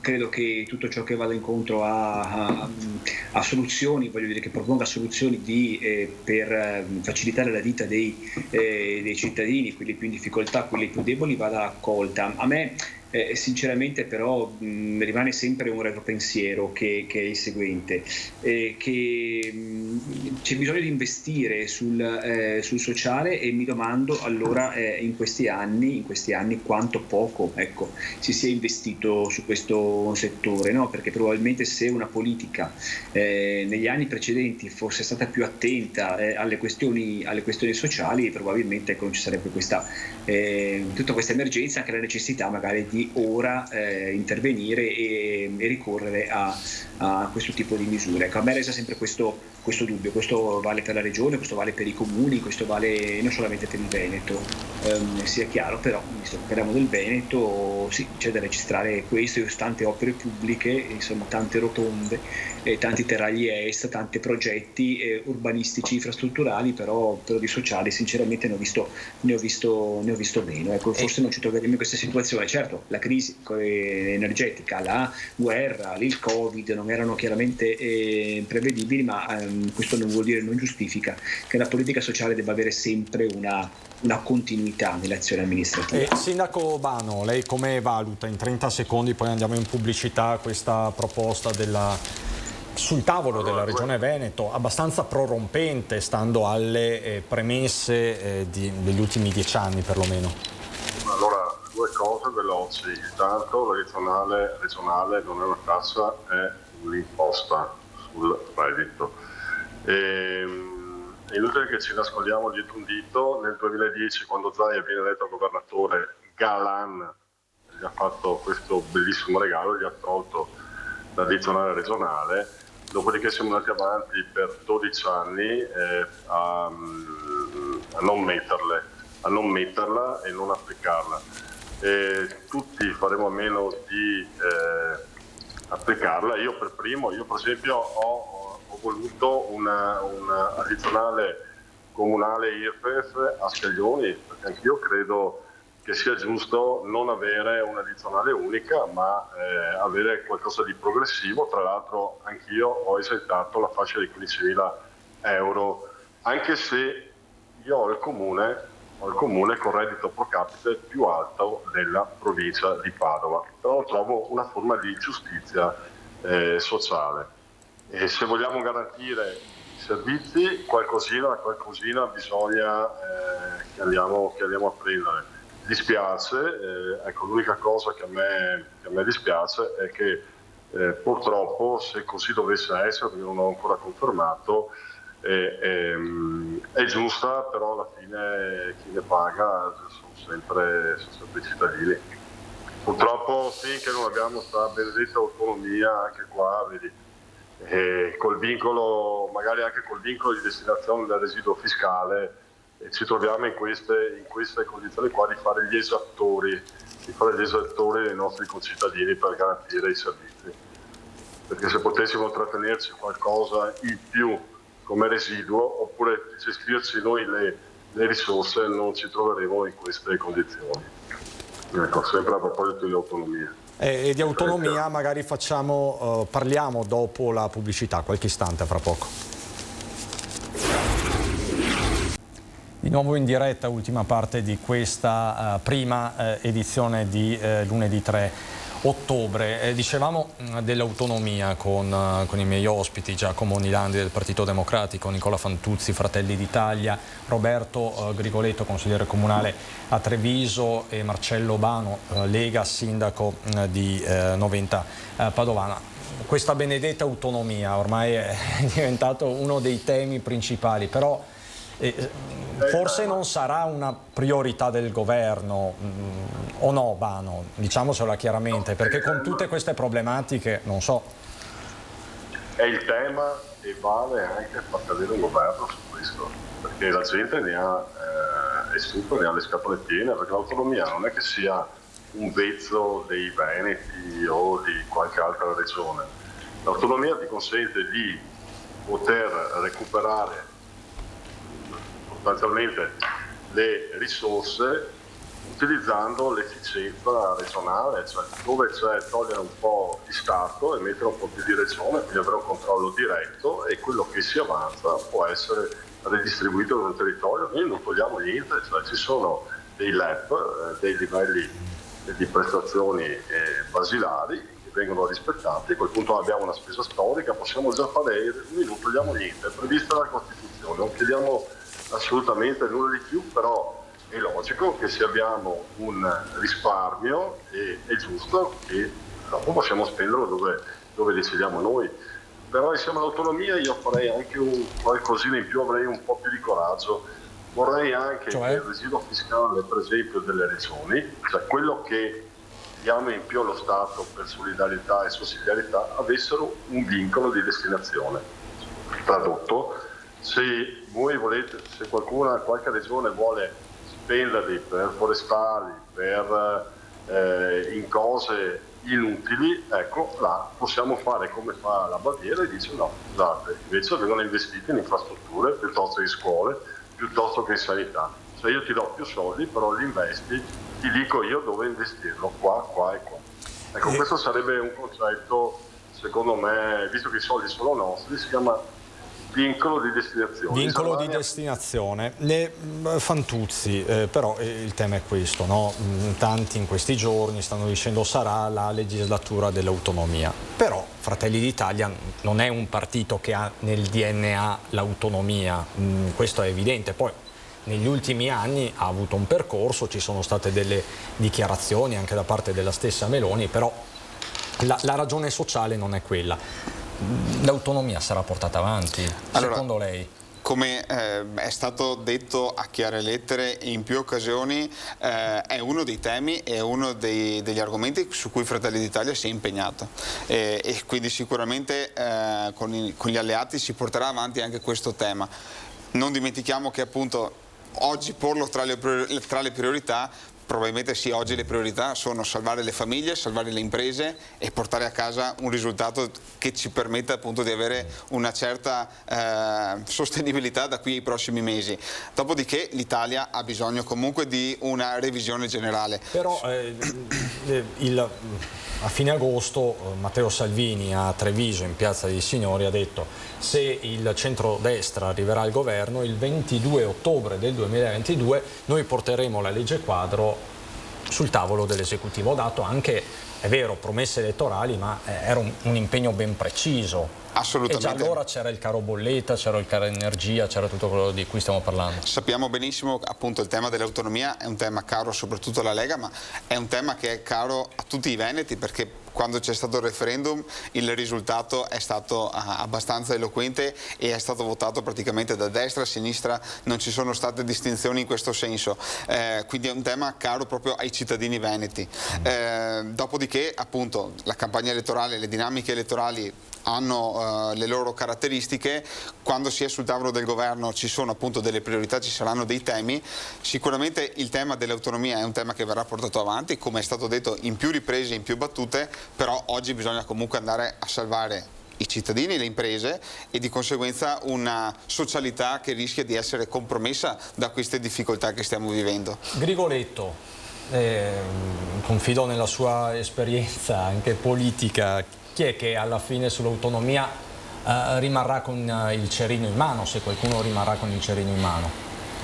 Ma io penso che l'autonomia non si farà né nei tempi prefigurati dalla Lega né nelle modalità che vorrebbe la Lega, per le ragioni che lei prima ricordava, cioè che Fratelli d'Italia non è un partito che ha questa tradizione nel suo DNA. Qui c'è una contraddizione, ma dei tempi ancora, se ricordate, di Bossi di Fini, no? Alla prima alleanza del 94, quindi proprio una contraddizione in termini. Ma al di là di questo io ho la impressione, ripeto, una mia sensazione, che se autonomia si farà farà sarà soltanto nell'ambito di una riforma della Costituzione, questa sì che Meloni mi pare abbia intenzione di farla e probabilmente potrebbe rientrare lì, però nei modi che imporrà la Meloni piuttosto che in quelli che vorrà Salvini, ammesso che Salvini ci sia ancora come segretario fra qualche mese. PD che più volte ha invocato l'autonomia, c'era anche la ricetta del Partito Democratico sull'autonomia, non le 23 materie ma le 7 materie. Il Partito Democratico che starà all'opposizione potrebbe dare manforte alle forze di governo, ci potrebbe essere un asse trasversale, i partiti magari un asse del nord che porta avanti queste istanze, o lei la esclude, Nilan? Ma io penso che sui temi concreti noi ci siamo sempre stati, dopodiché bisogna capire anche un attimo cosa noi vogliamo intendere per autonomia, nel senso che se si va a parlare con qualsiasi veneto, penso per strada in questi giorni, per lui autonomia vuol dire semplicemente miglioramento dei servizi, vuol dire miglioramento dei servizi e la sua prima preoccupazione più che l'autonomia è il caro vita, è il fatto che si va a fare la spesa e mediamente c'è un aumento che supera ormai il 10% di quello che si mette sul carrello rispetto a 3 mesi fa e ci sono dei salari che non riescono a contenere questo aumento qua. Per cui quando si parla di autonomia dal nostro punto di vista bisognerebbe parlare di autonomia in tema molto concreto, perché passare da un'autonomia centralista romana ad un'autonomia centralista veneziana non risolve assolutamente il problema. Ne stavamo parlando con il sindaco nella pausa pubblicitaria, parliamo sempre di autonomia rispetto a quelle che possono essere delle deleghe regionali, ma non parliamo mai di autonomia rispetto a quelli che sono i nostri comuni che in questo momento stanno piangendo lacrime di sangue perché non hanno più fondi spesa corrente per poter finanziare i servizi. Lì che idea di autonomia abbiamo rispetto ai nostri municipi, rispetto ai nostri comuni, rispetto ai territori? Bano. Proprio 5 secondi, siamo in chiusura. La vedo bene ma non benissimo per l'autonomia.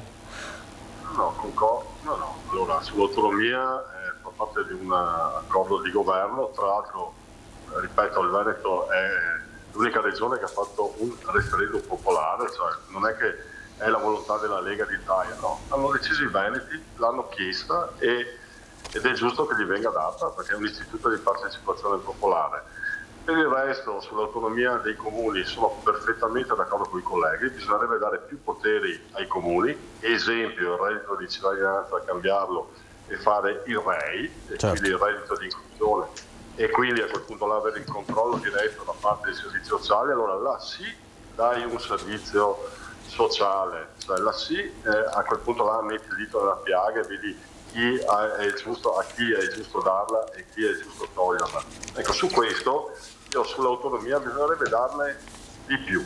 Ecco, questo è quello che penso io, soprattutto ai comuni, visto che siamo noi sindaci i primi a metterci la faccia e il campanello principale non è quello dei parlamentari o dei senatori, ma è quello del sottoscritto che vengono a suonare quando non hanno i soldi per pagare la bolletta, non riescono a iscrivere il figlio magari al corso di calcio. Assolutamente, questo lo stiamo raccontando tutti i giorni, quindi io vi ringrazio davvero, grazie Marcello Bano, sindaco di Noventa Padovana Lega, Roberto Grigoletto, grazie Grigoletto, grazie a Giacomo Nilandi, Partito Democratico, Nicola Fantuzzi, sindaco di San Polo, grazie a voi, grazie Fratelli d'Italia. Gli ospiti di Ring questa sera: Alex Vantini, presidente della Coldiretti di Verona, Walter De Cassan, presidente Federalberghi Belluno, Jonathan Montanariello, consigliere regionale del Partito Democratico, Fulvio Pettenà, rappresentante storico della Lega Treviso, Elisabetta Gardini, deputato di Fratelli d'Italia, e Enrico Cappelletti, neodeputato per il Movimento 5 Stelle. Questa sera a Ring a partire dalle 21:15, questo il sondaggio, stanno arrivando davvero tantissime telefonate, per questo vi ringraziamo. E noi rientriamo in diretta alle 18:30, edizione regionale, 19 Venezia, 19:30 Treviso con Belluno. Grazie dalla regia ad Andrea Basso e Simone Merlo. Buon proseguimento di giornata a tutti.